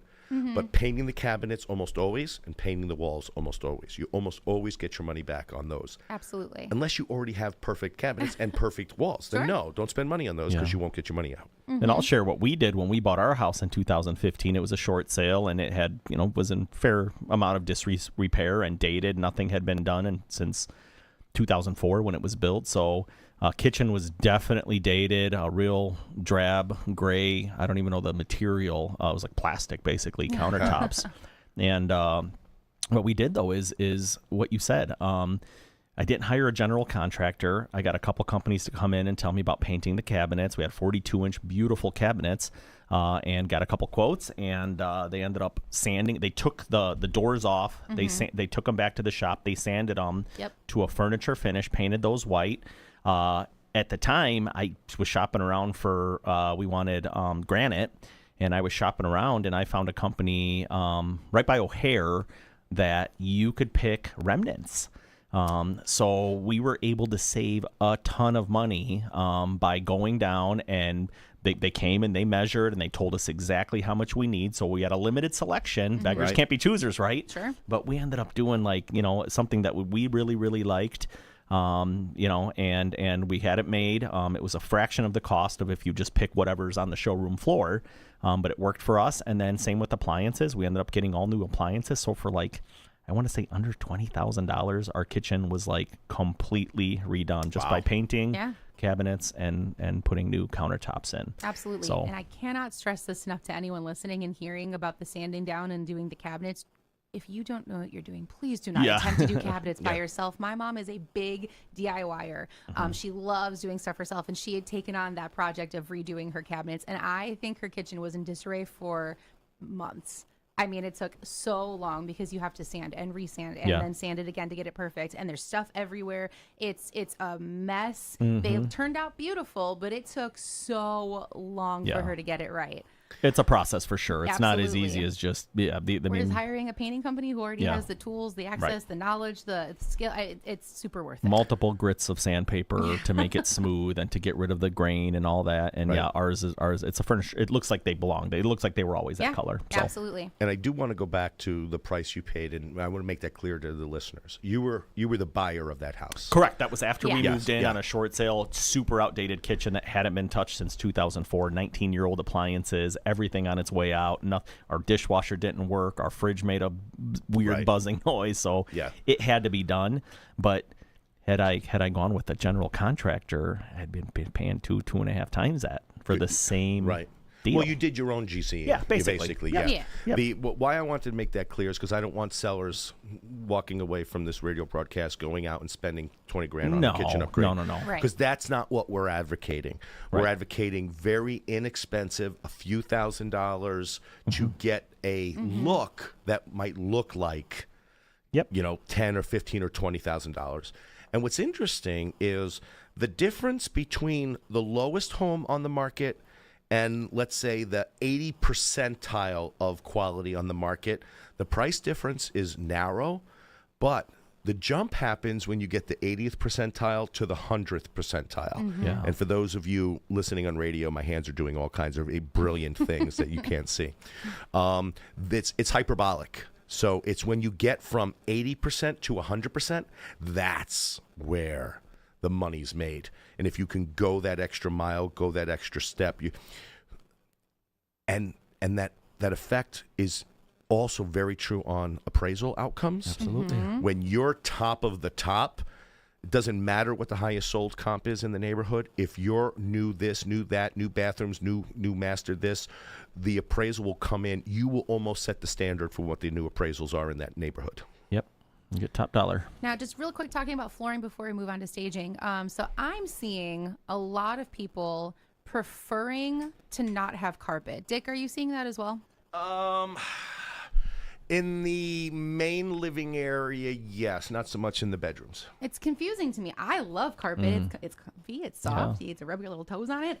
But I'm seeing a lot of people just not even wanting carpet at all. So when I'm on the buying side of showing people homes, they're kind of just turned off by the carpet. Even when it's newer carpet, they're like, we'll probably get rid of it, and replace the flooring a little bit. And I'm not saying to our listeners, don't get carpet.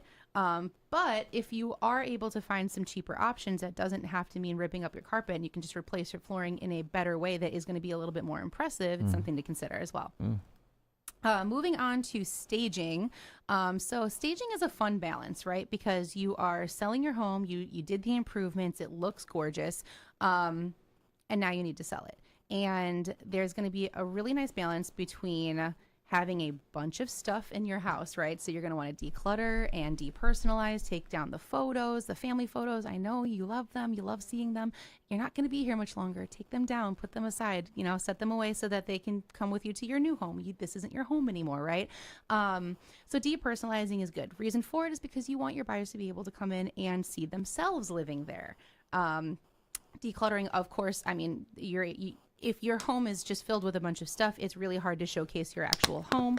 But when it comes to staging, it's also allowing your buyer to be able to envision what is possible within the room, right? So like I personally really struggle with like spatial awareness sometimes. If I walk into a room and it's completely empty, my husband will be like, oh, we can put this in here and this in here. And I always end up arguing like, that's not going to fit. What are you talking about? And most of the time he's right. Don't tell him I said that. But if you have your house staged and you have a couple of well-placed items in the home that can help a buyer envision what they can fit into the house, again, it's really just showcasing what's possible for them to move in. Yeah, absolutely. And staging definitely has its place. And I think you're correct when you say that the most important thing is the decluttering, depersonalizing, because it's distracting. You don't want people trying to find out who you, the seller, are, because there's a psychological advantage. They feel they have leverage over you. Oh, look at them. They're young. We can beat them in a negotiation. Or look at them. They're this, they're that. So don't give away clues to who you are, because that might subliminally give away clues to how they think, especially if, let's say you got a picture of, Grandpa wearing a Notre Dame jersey, and then the buyer comes across you, and they just start a conversation. The conversation is not because they care about you. They want to be your friend. They're moving out. You're moving out there, whatever. They're moving in. They want to try to appeal to your sense of fairness in a negotiation. So that's why we try to kind of discourage those types of interactions. Yeah, for sure. We don't want you making emotional decisions. These are financial decisions. You should be making your decision based on how much, what are the best terms? Yeah, it's the same reason why we don't accept love letters for our sellers. Yeah, exactly. And then as far as staging goes, it depends on whether the value of your home and whether you're kind of luxury market or if you're in just kind of moderate market, how much you're actually going to invest into actually staging, where you might even actually consider renting furniture. What our experience is as long as we can make the photos look perfect, we don't necessarily need the physical product there. And if the house is empty, we can do virtual staging. So those are different options we can do. I'm getting a big hiss. I'm trying to determine who that's from. I'm wondering if that's from me. Do anyone else hear that crackle? I don't hear anything. It's coming from my mic. When I talk, you don't hear that crackle at the top, huh? Okay. Anyway, it's driving me nuts. It's rejecting you. I'll leave the notes for the engineers. Okay. So I kind of lost my train of thought. So please feel free to take it back, Kristen. Sure. Yeah. So the next item on our list is, and I know we were just talking about AI earlier, so it's relevant. Investing in some smart home technology as well. Popular smart home features that buyers are looking for, and considering the cost versus the value of a smart home upgrade. Things like smart thermostats. I have one. I freaking love having a smart thermostat. It is the best. Yeah, because like you're leaving for the day, right? It's 90 degrees outside. You don't want AC pumping in your house the whole time that you're gone, right? So we turn it off, or we turn it down, up, however you consider that. And then we're gone for the day, right? But we know we're coming home soon. One of us pulls out our phone, open the app. We just change the temperature, so we're coming home to a comfortable temperature home. Sure. It saves us money. And buyers like things that are cool, right? Yeah, So why and is it that is cool. interesting to buyers, right? We could talk on all of these things, like what are the total pluses and minuses.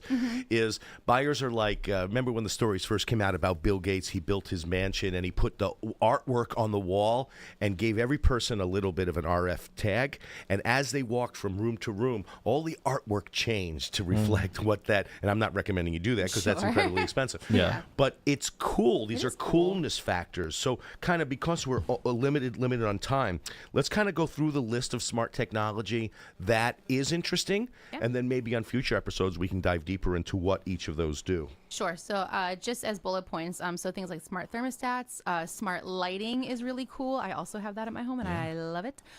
Smart security systems. We've got smart locks, smart speakers and voice assistants. Love that too. I use that as well. Voices, be careful, especially with They're what we're always talking about. listening. They're always I listening. don't care. You know, I love it. Well, I no, use it. but that's an important point. We're talking about buyers, right? So we're talking about I hear what you're attracting saying. buyers.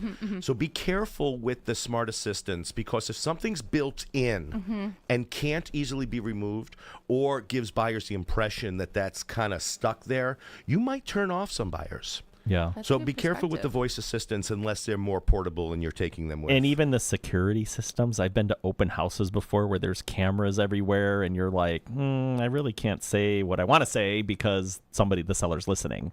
So as a buyer, you know, that could, I don't know. What are your thoughts? Well, on that one, what I think is what I know, and what I tell my buyers, and I know Kristen does this as well. Tell every buyer in every house someone might be listening to you. Okay. Because, I mean, technically they're supposed to post that there's cameras and audio going on. But there's a question of, well, it's the seller's house, so are they obligated to that law? I don't know. I'm not a lawyer. Yeah. But I do know some people listen. And even if it's not obvious that there's cameras.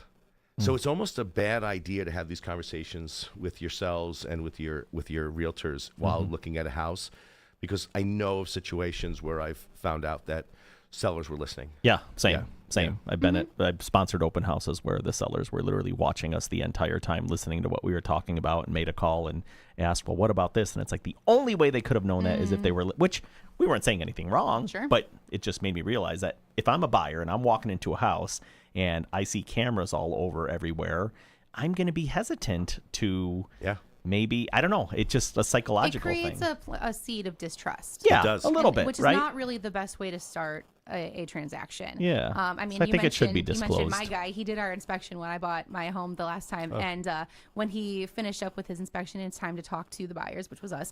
He's like, all right, we are going to step outside because I found a camera in the house. Yeah. He's like, we're not talking about this in here. Right. Yeah. Because the last thing you want is that such a situation. Like you said, you want your buyers to feel at home in there. They want to envision themselves living there. And if they feel like Big Brother is watching, they're on edge. They can't talk about what they're seeing. So I agree with you. Yeah. I don't know the should way be around disclosed. that. It just should be disclosed. It really Hey, should be. Everything is recorded in this house for security purposes. At least that way you're not like finding out later or during your showing that, oh crap, somebody's listening. Yeah. Yeah, just kind of being upfront and getting ahead of it. Something to think about. Yeah, absolutely. And then the last thing that's on the list that I think is really cool too, smart appliances. So like the smart refrigerator, all that stuff, really neat. Yeah, absolutely. Don't go out and buy them special for sales purposes. But if you have them and they are leaving them behind, definitely a plus. Buyers, we know they absolutely love it. Unless they're from some of those name brands that people are like sick of now. I'm not going to say which those are. No. We all know though. We'll be back.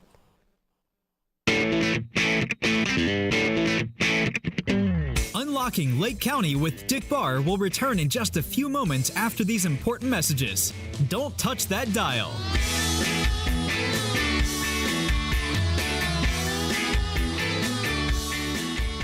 This is Unlocking Lake County with Dick Barr. Open up auction service. Support for Unlocking Lake County is provided by Fidelity National Title Insurance Company, offering title insurance and real estate services. With origins tracing back over 150 years, Fidelity National Title facilitates secure closing processes for buyers, sellers, and real estate professionals. Anyone looking for more information can find them on the web at www.fntic.com. Fidelity National Title has offices located all throughout Lake and McHenry counties. You're listening to Unlocking Lake County with Dick Barr. You guys have a great radio station. You just play the best music.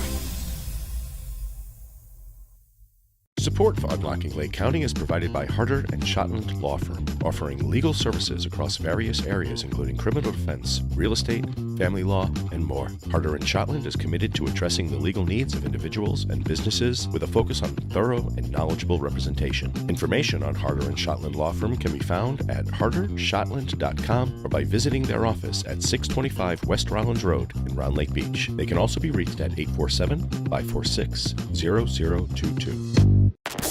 You're listening to Unlocking Lake County with Dick Barr. Unlocking Lake County. 98.3 The Life. It's the best station on the radio.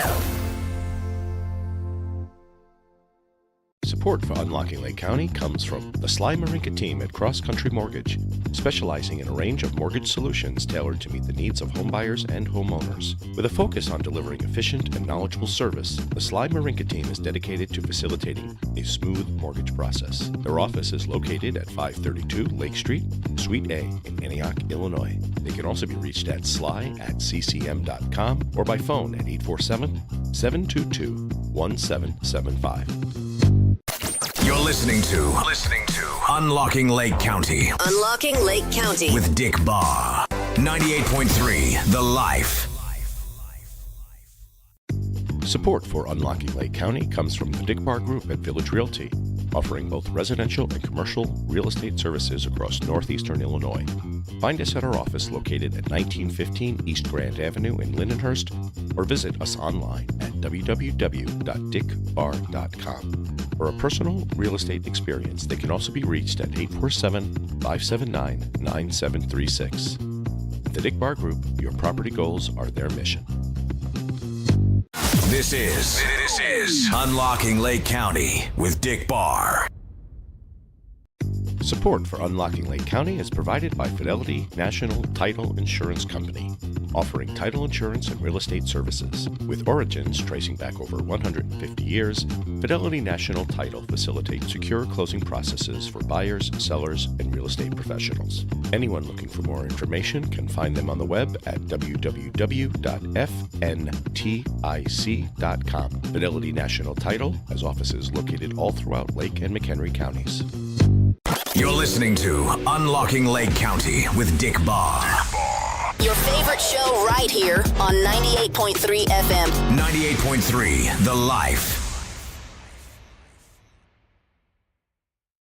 Support for Unlocking Lake County is provided by Harder and Shotland Law Firm, offering legal services across various areas including criminal defense, real estate, family law, and more. Harder and Shotland is committed to addressing the legal needs of individuals and businesses with a focus on thorough and knowledgeable representation. Information on Harder and Shotland Law Firm can be found at hardershotland.com or by visiting their office at 625 West Rollins Road in Round Lake Beach. They can also be reached at 847-546-0022. Unlocking Lake County. 98.3 The Life. Support for Unlocking Lake County is provided by Harder and Shotland Law Firm, offering legal services across various areas including criminal defense, real estate, family law, and more. Harder and Shotland is committed to addressing the legal needs of individuals and businesses with a focus on thorough and knowledgeable representation. Information on Harder and Shotland Law Firm can be found at hardershotland.com or by visiting their office at 625 West Rollins Road in Round Lake Beach. They can also be reached at 847-546-0022. You're listening to Unlocking Lake County with Dick Barr. You guys have a great radio station. You just play the best music.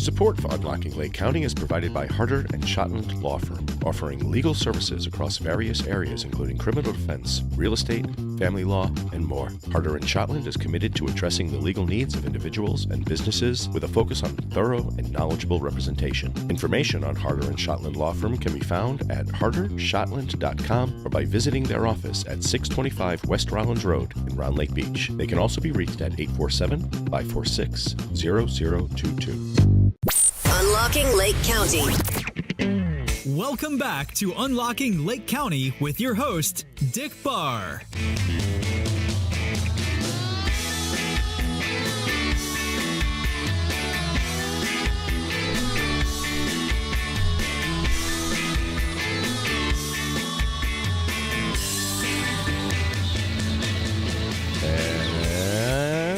Welcome back. This is Dick Barr, your host of Unlocking Lake County, here with Kristen Kaufman. Hi, friends. Welcome back. And Sly Marinca, the Sly Marinca Team at Cross Country Mortgage. Hello, everybody. And we didn't get to finish up our tips for increasing market value of your home before you list, but we're going to finish that up. And then after that, we're going to hit on rock solid insider tip buying strategies on ways you can improve the effectiveness and acceptability of your offers if you're buying in this market, in this very competitive seller's market landscape.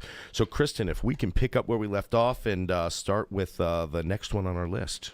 Yeah, so the next thing on our list is going to be focusing on energy efficiency improvements, things like adding energy efficient windows and doors, insulation and HVAC updates. And I would probably emphasize windows sometimes are a big plus on getting. So new windows, especially new insulated windows, attractive ones, don't cheap out on the windows. But on the flip side, depending on the neighborhood you're in, windows don't necessarily make a huge difference in value. So on the higher end listings, yes, new windows are paramount.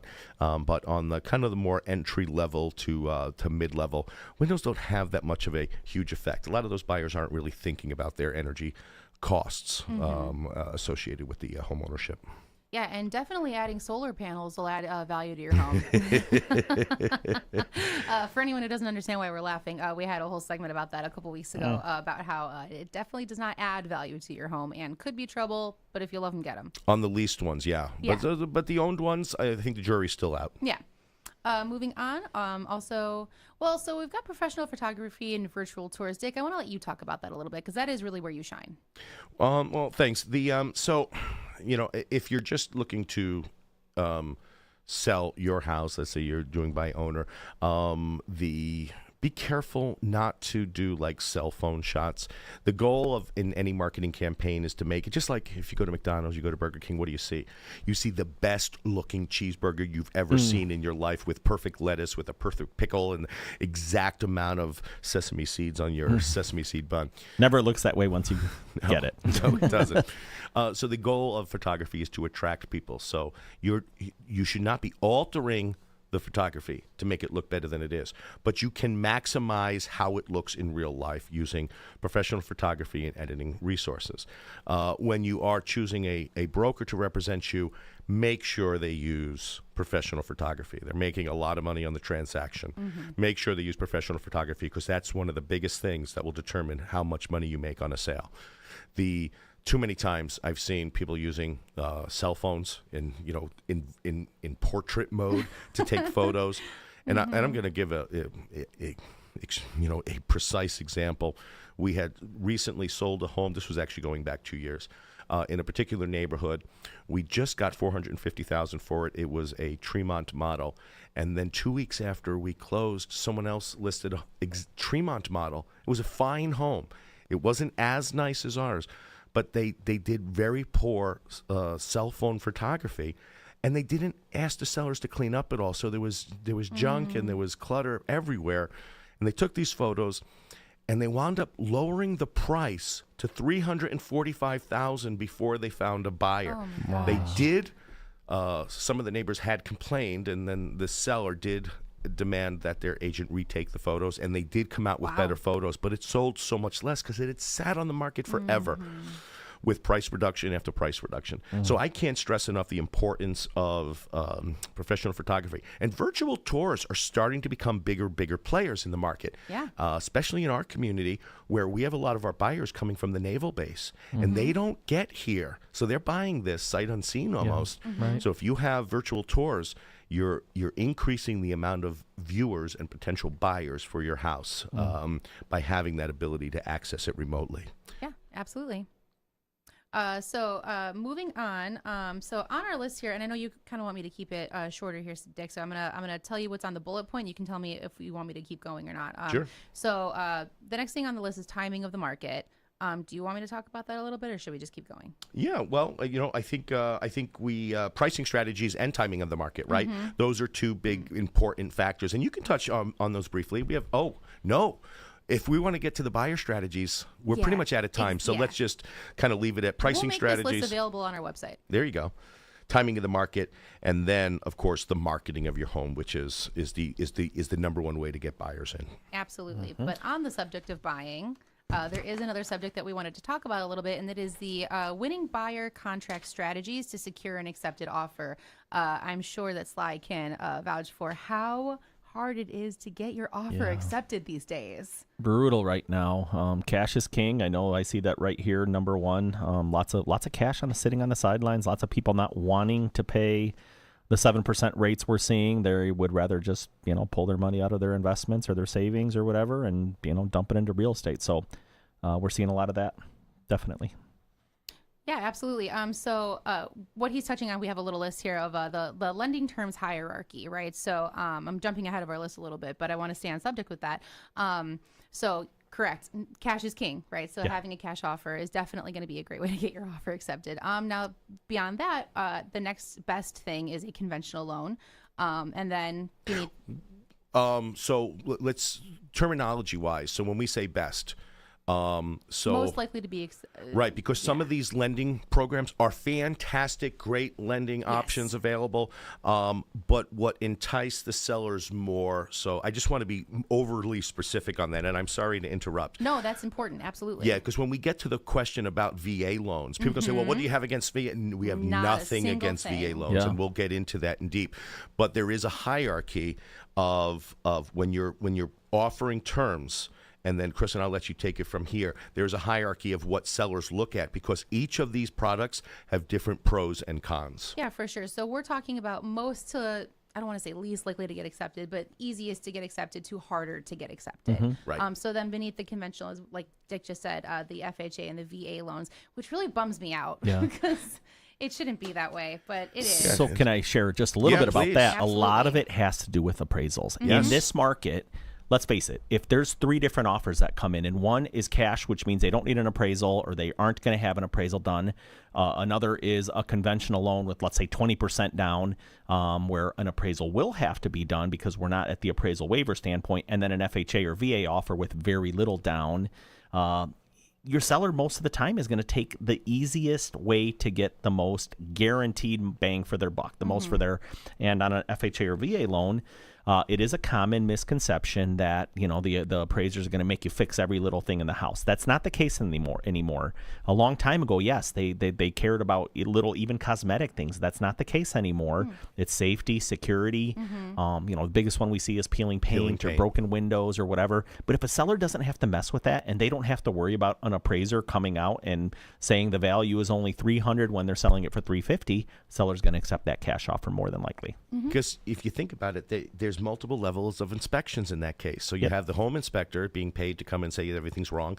And then once you agree to those negotiation terms, then the appraisal inspector comes in and does a low-level inspection and comes up with another list that the seller might be on the hook for. That's it. And tripping hazards is the other big thing that we see on those. Anything that's got more than a 2-inch gap, hand railings. That kind of silly stuff. But grabbable hand railings, silly. So jumping to the beginning of our list real quick.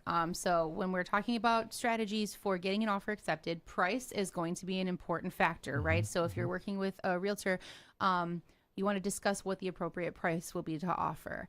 Depending on when it is in the market, that's going to change a little bit, right? If you know that it's super competitive out there and you're trying to go beneath the asking price, you're probably going to have a tough time getting your offer accepted.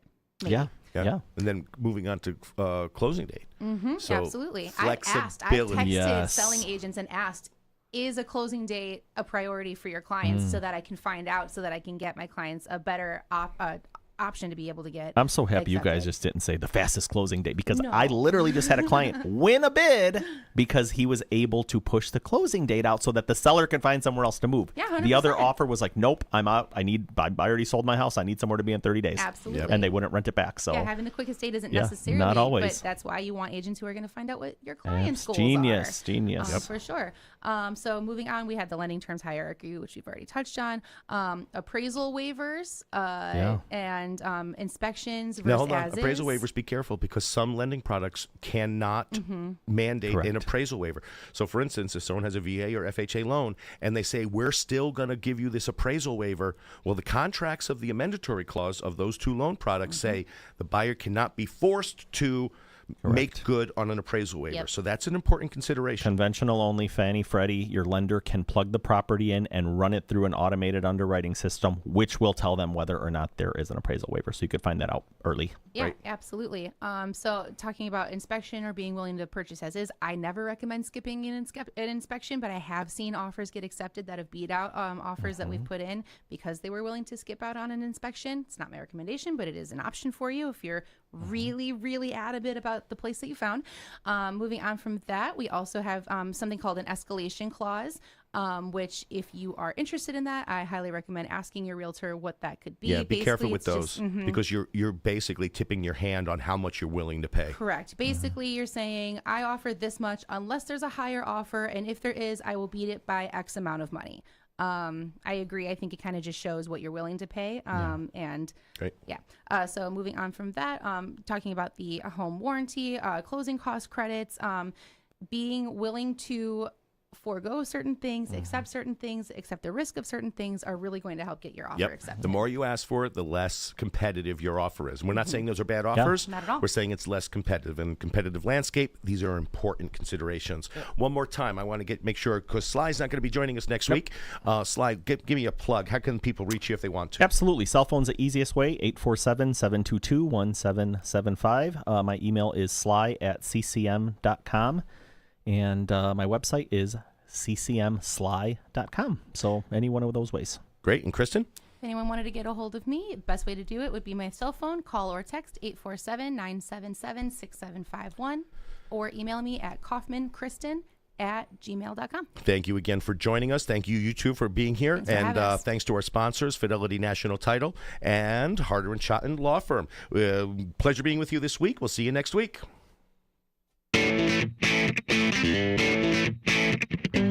That's a wrap on today's episode of Unlocking Lake County with Dick Barr. Thank you for joining us on this journey through the heart of our community, exploring the ins and outs of real estate and meeting the people who make Lake County truly remarkable. Remember, every property has a story, and every community member holds a key to unlocking our county's full potential. Don't miss out on discovering more hidden gems and expert insights. Make sure to tune in every Wednesday at 12 noon for another episode of Unlocking Lake County with Dick Barr. Until then, keep exploring, keep dreaming, and keep unlocking the possibilities that await you in Lake County. Thank you for listening, and see you next week.